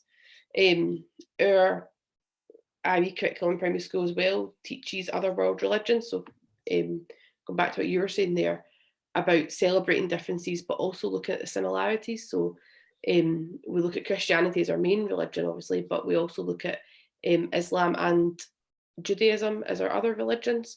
So looking at, right, how do Muslims and Jewish people pray? Where do they go to pray? You know, what are the main parts of their belief system? And also looking at, right, okay, so this is what they do, but how does that link to what we do? And kind of celebrating that diversity, but also, you know, making them realize that we're not all that different. You know, we have these kind of same core common beliefs, and that, you know, as much as we might believe in, you know, and pray in different ways, that love and peace is at the center of it all. I often find, Callum, you'll find this as well, is that Catholic schools are incredibly diverse, and we often find that we have a lot of, in my school, we've got a lot of Muslim and Hindu children who attend our school, and the other children in the class just love learning from them and hearing about, you know, their experiences. And, you know, especially when it comes up to festivals, like if it's coming up to Eid or if it's Diwali the other week there, they love just hearing about how other people celebrate. And I think it's really important, you know, especially in our culture just now, that children do learn about these things and realize there are people out there who are different from them, and that actually it's okay to be different. And, you know, it makes the world a better place. It would all be boring if we're all the same. But yeah. Yeah. I'm going to turn to the chat and bring in some of the comments that those who are with us have been sharing. And the first one I want to turn to actually is Anne's comment, which I think is suitably challenging, and it should be, about the nature of our Catholic schools and the nature of schools in general, and whether we actually achieve to be places of peace, and the challenge that pluralism indeed can present to us as Catholic schools. You know, is it inclusive when we have a school mass, for example, and there are non-Catholic staff working in the school who are not able to receive Holy Communion? And I completely take that challenge, and in fact, that's a massive part of what I'm looking at in the moment in my research, is trying to understand the challenges that faces. You know, it's all very well and good, as I referred to earlier, having documents dating back to 1977 from the Vatican telling us what a Catholic school should be like. The question is, does that meet the reality? And of course, the reality is that Catholic school leaders aren't trained in that. There's no course that Catholic head teachers go through where they explore what it is to run a Catholic school. And maybe that's a challenge that we need to take up. And I completely agree with your comment. Roisin will hear from me very often. My challenge that I have always put to Catholic schools is, if we were to walk a mile down the road and see another non-denominational school, for example, who also does great charity work and who does X, Y, and Z, what makes you different? You know, what makes you different? Can you feel that love, that welcome, that the church documents say should come from Christ in a Catholic school? Does that make it different? And that's the challenge that should face us, because I totally agree with you. I don't think that we achieve it in every school across our country, across the world, and we have to be challenged by that. But I want to turn to Hugh's question and throw it out to us at the moment. Hugh says, a question for us: how do we address the issues of climate anxiety that's become more fully recognised now as children and young people experience the deep psychological fears and challenges of our failures to fully address the climate catastrophe? Abdelfattah, is this something that you recognise in the young people that you're working with, their fears about the climate? I guess it's related all to occupation, in fact. My parents and grandparents were peasants. They have a lot of land and sheep and cattle, and they were harvesting their land and have a lot of produce and so on. In a refugee camp, you have no land. The connection with the land is completely absent in that sense. And if you have the financial means to buy a piece of land and so on, we are in Bethlehem. Bethlehem governorate land is 87% area C, which means it's under full Israeli control. The 200,000 something Palestinians who live in Bethlehem are squeezed in 13% of their land. And this includes the refugee camps, this includes villages, this includes the cities of Bethlehem, Beit Jala, Beit Sahur, Doha, Al-Khadr, Irtas, and so on. So unfortunately, you know that also the water resources, though most of them are in the West Bank, they are controlled by the Israelis. Palestinians have no access to the sea, no access except with Israeli permits, special permits, and so on. So we are deprived even from the connection to our environment in most of the times. And that's why I guess the links that are cut with the land, with the rivers, with the seas, with the so on, are obstacles in that sense because of the huge catastrophes that are happening due to over-exploitation of resources by the Israeli occupation on one side. However, we did some work on environment and climate change due to, for example, there is a town in the south around Hebron called Idna. This area is used to burn wastes. So these wastes come from the Israeli side because they threw their garbage on in our land on that sense. And this has created a huge catastrophe in desertification of agricultural land. In a lot of cancer cases, you can see the black, how you call it, soot of burning on the houses and people breathing and so on.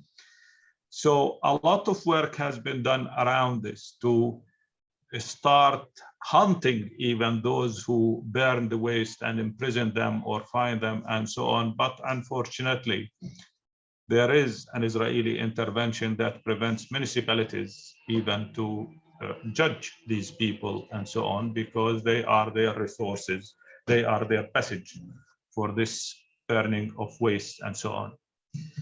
We try to do with theater plays and some films about tackling these issues.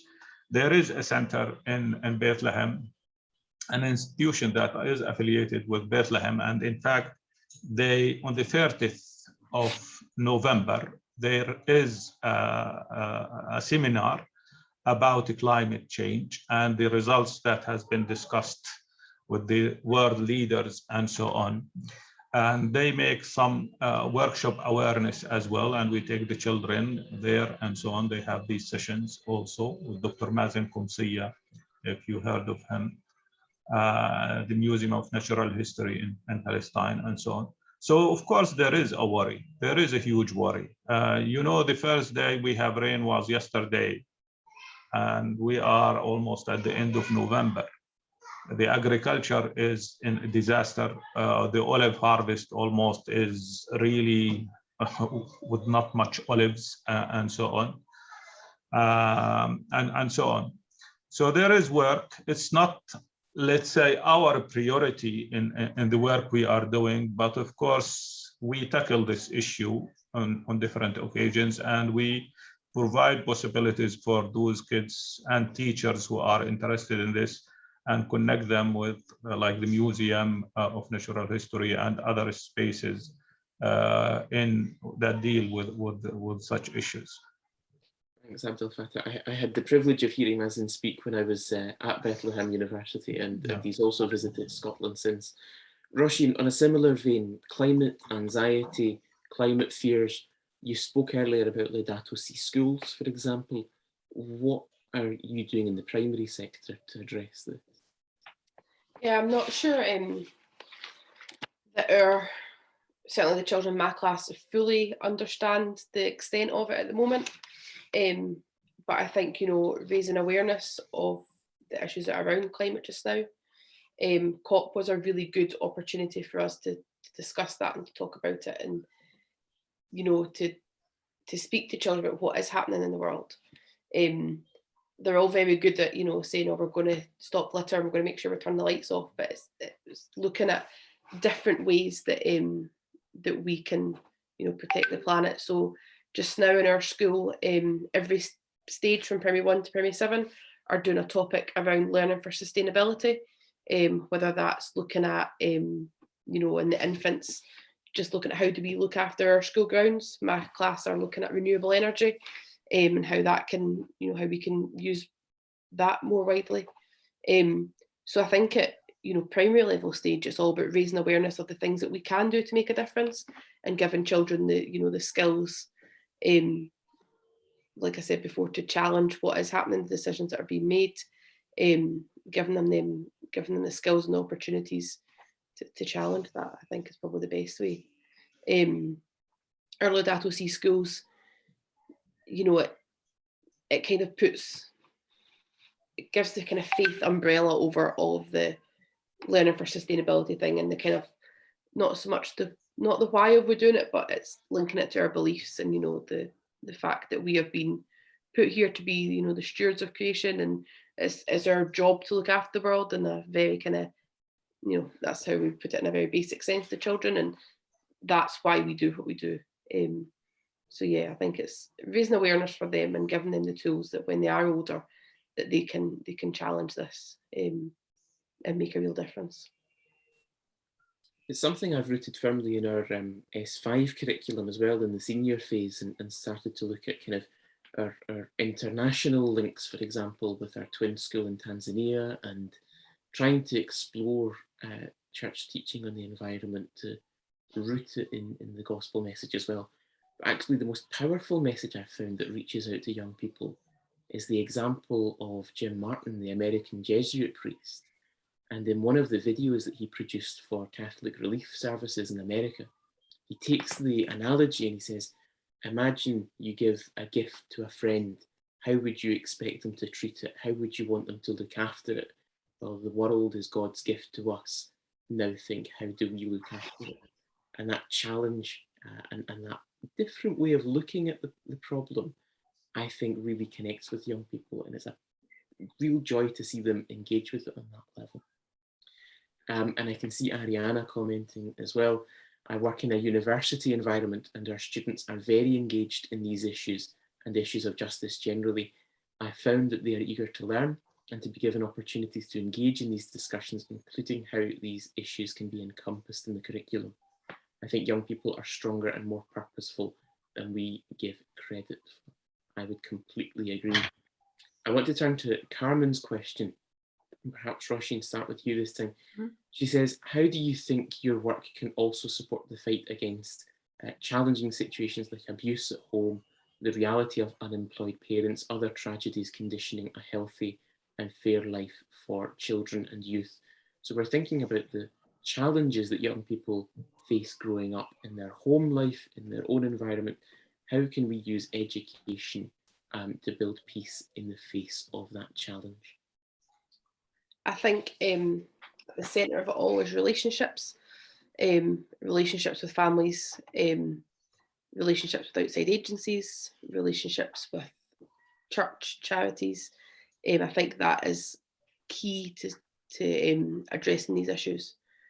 We, in primary 6 and 7 in our school, as part of our relationships education, we have a programme called Feel, Think, Do, which not so much, it's not, tackling abuse, but it's helping children to realise, not are they being abused, that's the wrong way to put it, but to recognise the signs that there might be something amiss with a relationship that they've got. And it talks about, it talks about them having this kind of gut feeling, to tell them to trust their gut. If they get this feeling that something's not right, then to trust that, to making sure that they've got 5 people that they can trust outside of their house. So, maybe it's somebody at school, maybe it's an older friend they've got, an older relative, that, they've got 5 people that they can rely on to speak to if they feel something isn't right, or they've been treated in a way that doesn't make them feel comfortable.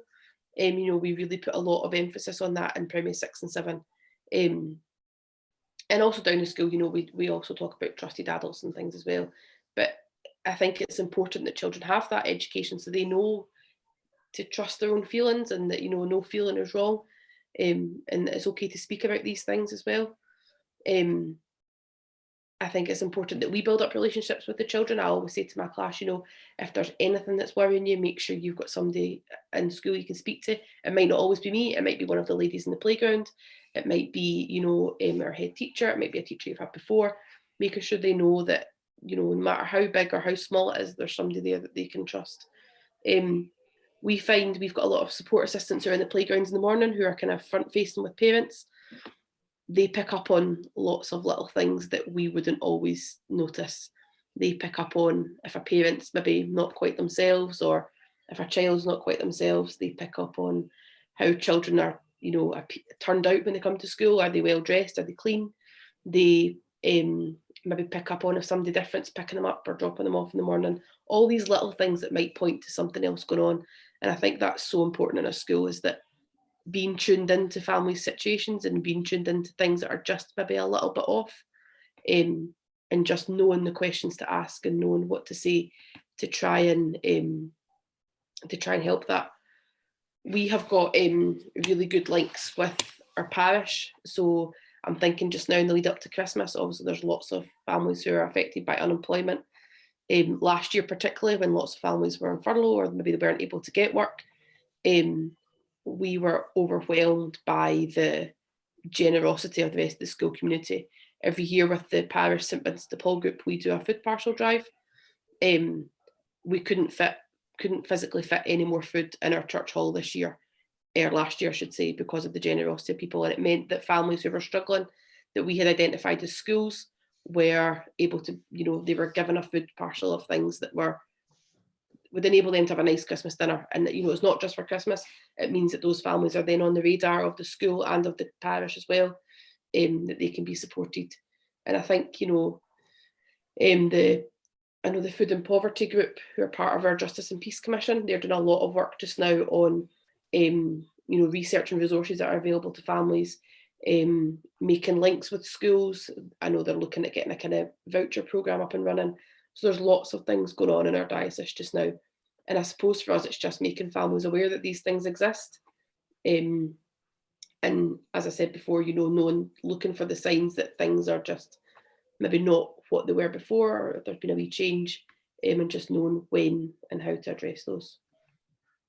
I think just very briefly on this, I'm quite sad to say that this takes up most of my time in the new job that I'm doing, working within the guidance department in a secondary school, working with young people who experience very difficult situations at home.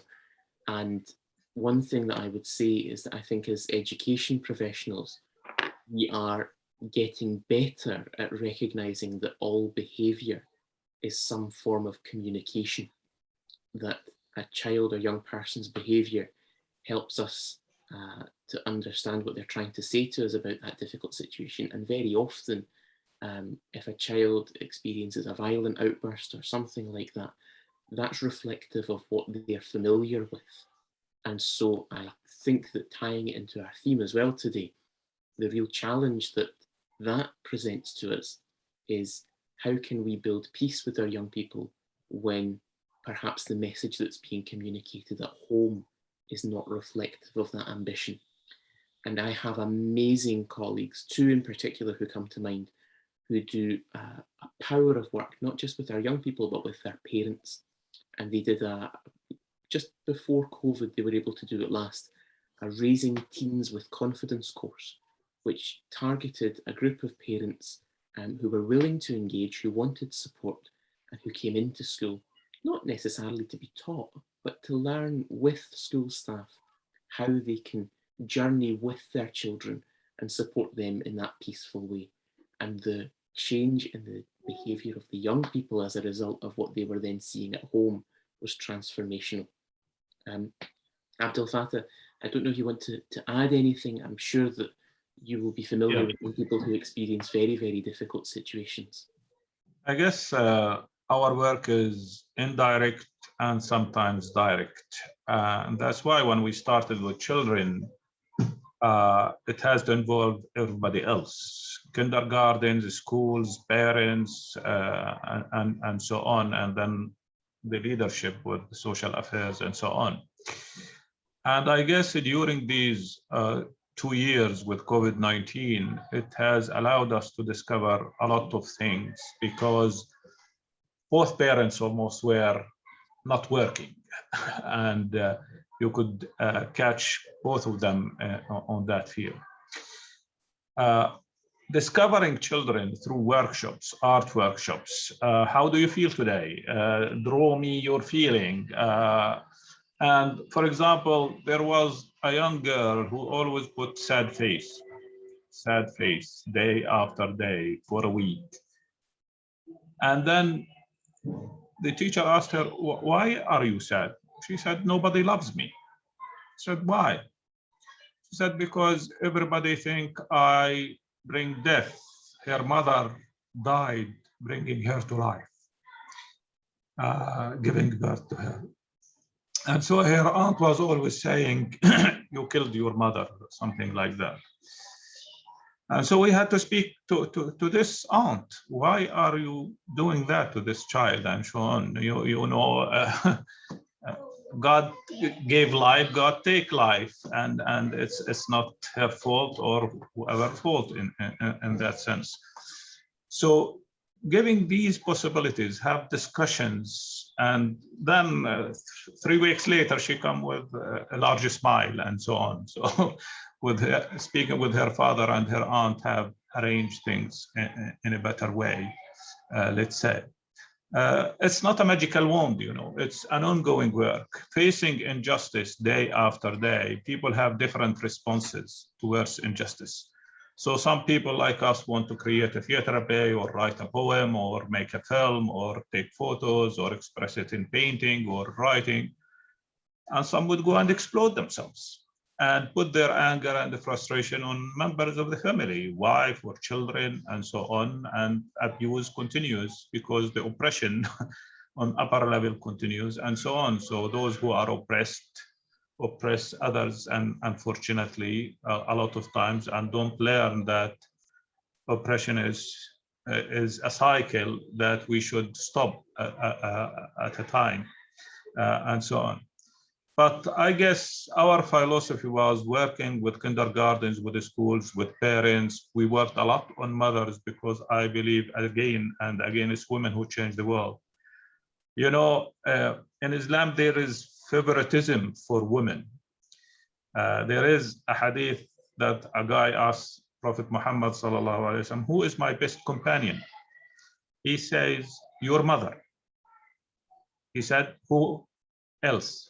Your mother. Who else? Your mother. Who else? Your father. So 3 times the mother over the father. And he even encouraged to have girls, because he said, if you have 2 daughters, and or more, and you raise them well, they will be the barrier for you from hell. They are your path to paradise.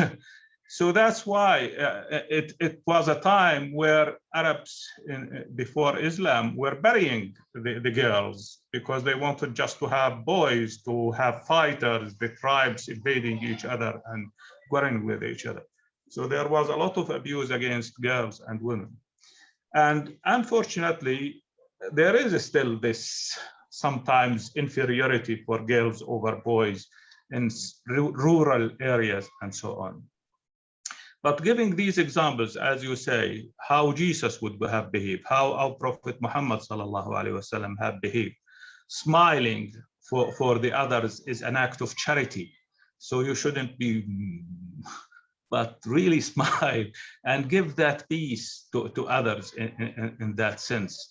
Have this dialogue and openness, and not to shy away. And that's why sometimes children and women find it hard to tell what they are suffering and what they are struggling with. And so you bring it in indirectly through stories, through what makes you happy. If you have something you want to change in this world, what it would be, and so on. So little by little, you discover, you talk with the teachers, how is this girl or this boy in the school? You ask the parents and so on. So you connect the dots between the different references, the social worker in the school, and so on, the teachers, the behavior with others, the violence that sometimes with the children, with each other, the loud voices, sometimes when people want just, some children want just to scream and say that they are there and they should be listened to, and so on.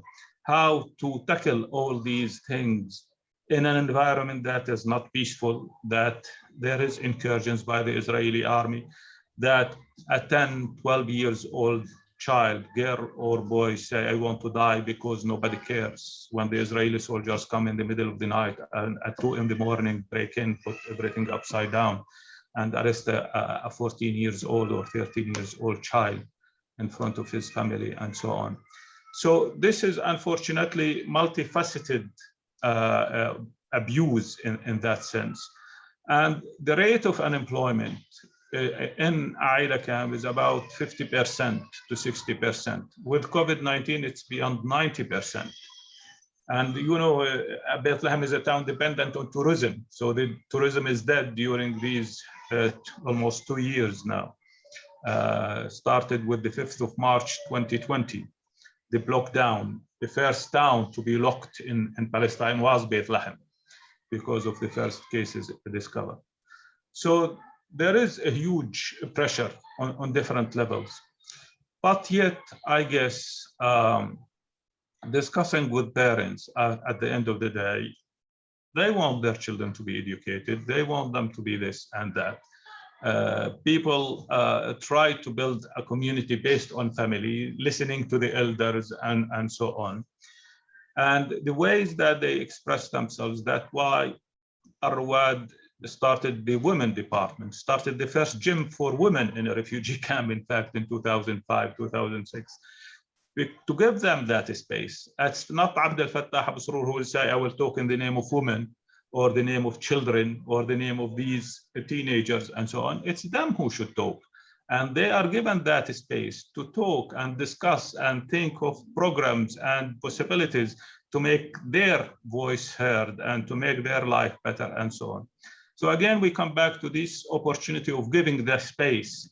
I cannot tackle every issue, but if the issue concerns women, women are equipped much better than me to tackle their own issue. And we are here to facilitate the possibility to help them find the solutions and provide possibilities for them to implement what they hope would be a solution, would be an opportunity, whether it's through economic capacity building, whether it's spiritual, whether it's physical, through sports and dance and gym and so on, whether it's through job creation, whether it's through professional training even.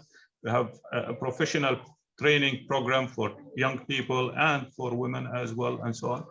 So all of these couples together help fight abuse, help empower women and empower children, and raise their voice against injustice in their house or beyond as well. And I'd say, Abdelfattah, that I'm sure I speak for all of us here when I'd say that I feel suitably challenged as well, particularly as you talk about the loneliness and the isolation which faces young people who have to live through occupation, and the challenge which faces us as an international community is what can we do to help that, certainly. But the other thing that struck me is that across, despite the distance which separates us, across our experiences, we shared one thing in common, and that was the importance of working together with all partners to support our young people. And thank you to Anne and Ariana for your comments in the chat as well. I want to turn to a question from Father John. John says, how do we create cross-generational dialogue around peace and non-violent resistance? Young people also need to be in dialogue with their families, their elders, who may be coming from a very different world experience. How can we encourage them so that they don't see talk of peace simply as just blah, blah, just empty words? Particularly what struck me from your question, John, was this idea of working with our elders. And I know that there is something fantastic which goes on in the school that Roisin works in, where young people get the opportunity to spend time with, shall we say, older citizens in the community. And I think that probably is where it begins, Roisin. Yeah, what Callum's talking about there, we've got a wee group of children who are called the Blether Buddies. For those of you not from Scotland, Blether is just a bit of a chat, really. But yeah, so they, every Friday afternoon after school, they head down to the local care home and they spend an hour or so just sitting with the residents talking about whatever. It could be stories from their past, it could be what are they learning in school, what's going on in the world, and it is just that chance for them to talk to each other and learn from each other. And the kids love it. And interestingly, it's always the ones that as teachers we refer to affectionately as the wee riots or the roasters that go. And you see a totally different side of them. The ones that will be kicking off in class, throwing chairs or beating each other up, are the ones that go and sit at the feet of these wee old ladies and have a cup of tea and chat about their day with them. And it's a really great, program that we've got up and running. Another thing not related to this, but that I should have mentioned before, we've got something called the TP in our place, and it ties in a little bit with something that Rab had said there about different, and Ariana as well, about different opportunities. So it was set up around a wee guy who really doesn't cope in class. And when Tina, our old head teacher, was asked how she spent the money, she said, well, I spent it on love. And it was all about how, creating this environment where this wee boy could feel loved and feel valued. But it's grown and it's evolved, and now the children are there learning life skills. So they've got a fix and build station where they're learning how to use tools and how to build things. They've got a cooking station where they're learning, basic cooking skills. They've got a hairdressing station where they're learning how to do hair. They've got nails. Nail technicians come in to teach them, kind of nails and beauty skills. They've got a music area where they can experiment with musical instruments. They've got a craft area, and it's coming back to that, giving children an opportunity to find what their skills are and what they're good at. But yeah, what was I talking about?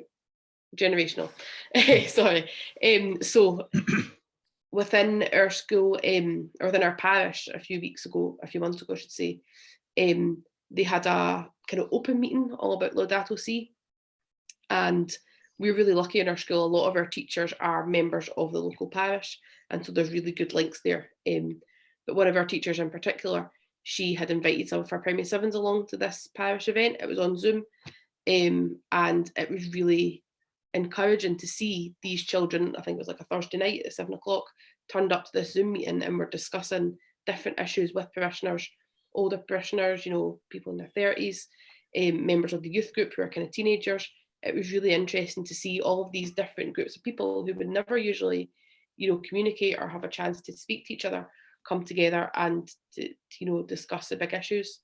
We've got a parish youth group who taken children from P7 all the way up to S6, and often they would do link work with older parishioners. They would get parishioners in to speak to them. They would help with ministries in the parish. And I think, again, I feel like I keep harping on, but it comes back to that relationship, and you can't do anything unless you've got those relationships in the first place. But also, encouraging, as a school, we encourage, other partners to come in. So we've got somebody's granddad that comes in and helps with the gardens. We've got, parents who are maybe involved in different industries will come in, and, it's making those connections and, again, building those relationships that I think is a place we need to start. So yeah, that's how we do it where we are. I guess I had to say thank you for your mother, Carmen, who was waving around. Yeah, you see multi-generational relationship coming into the scene. I guess, I talked a little bit about this involving the parents and families and so on this level. In schools, we have like parents' councils, and mostly it's women again. And every week they have a session tackling different issues related to what happens in the school, if there is any problems among children, with teachers as well, and so on.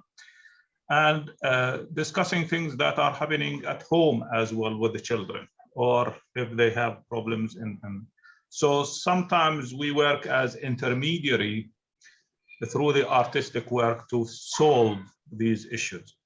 One thing that comes frequently was social media and internet and misuse of it and exploitation of children and young girls through posting images and other things. So we have a program that tackles the issues of safety and security using social media oriented, and goes in different schools as well. The Ministry of Education have asked us today to do these awareness workshops and so on, because it became a huge problem for a lot of young people. Every life is exposed, clear, and people are showing images of different things of daily life.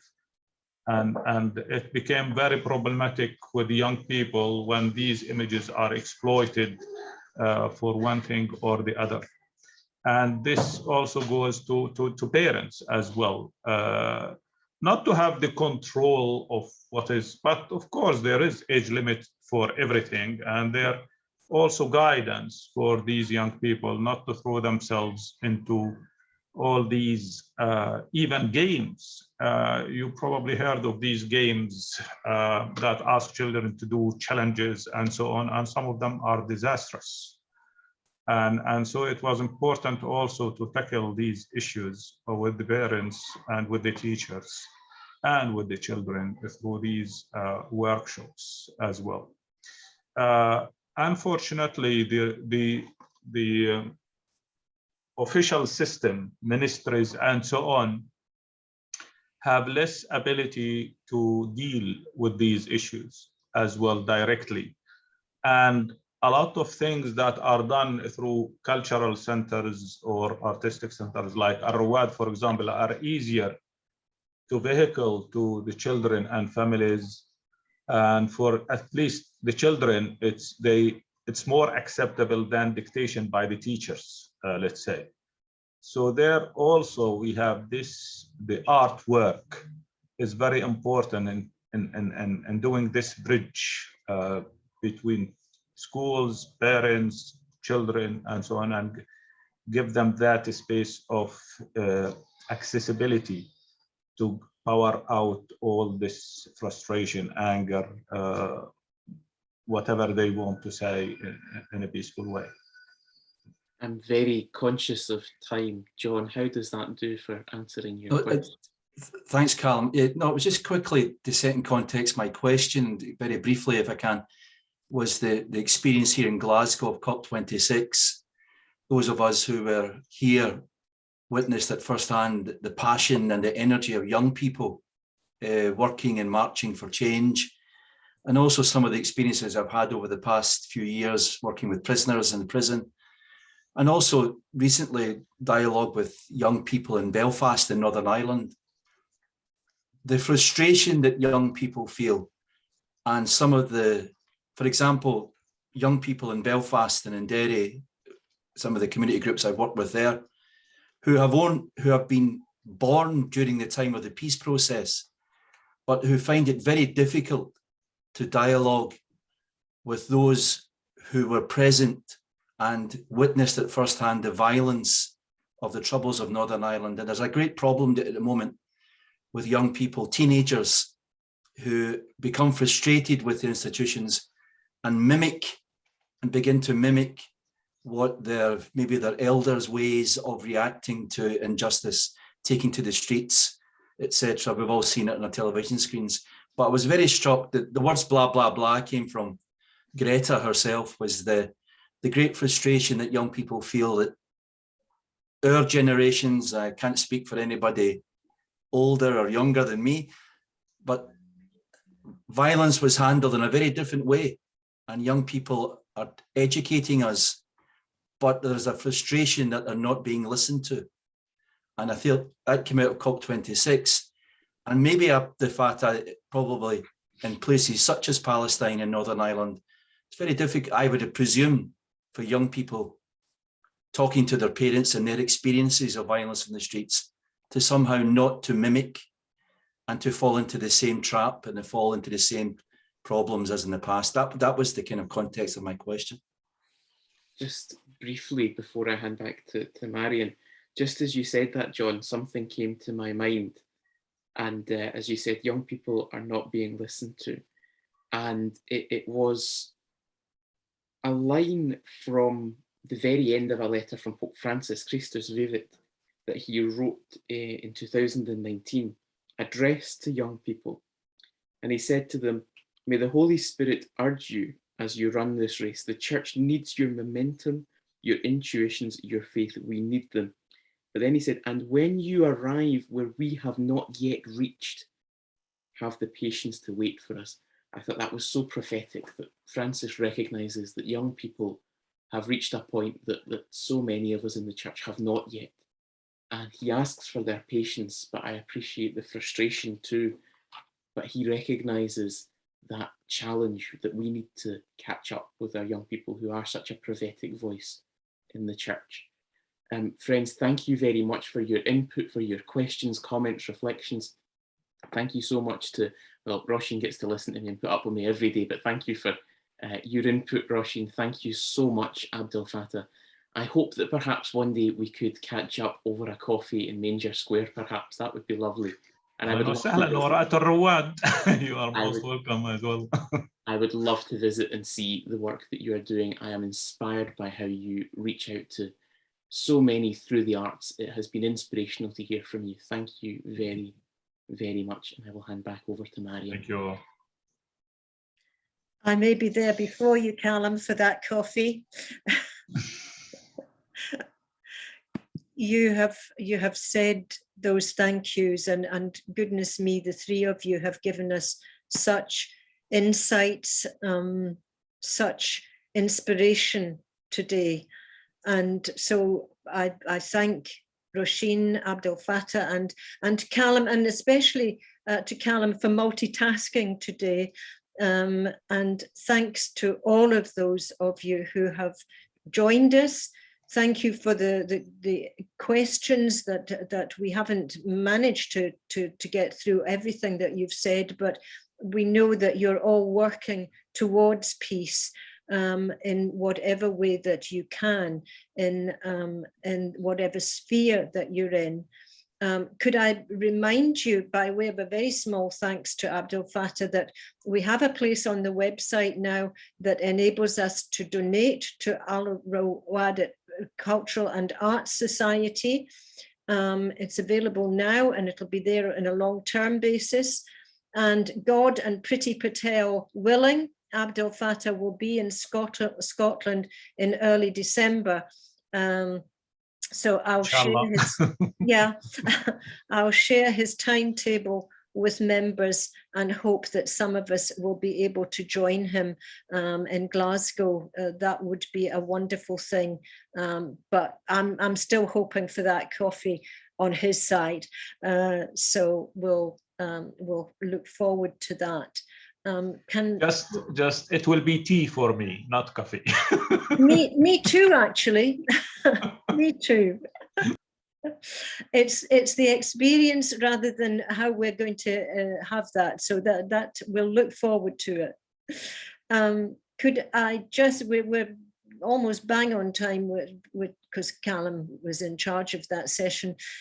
So if we could just join together in a very, very brief closing prayer to say thank you, Lord, for being with us today, for the fellowship, for the enlightenment. Please bless us and keep us and guide us in our work with Pax Christi Scotland in the year ahead. And please take all of us very safely through that year ahead. And I mean safely for all of us knowing the circumstances that some of us are living in. We ask this through Christ our Lord. Amen. Let us all go in peace.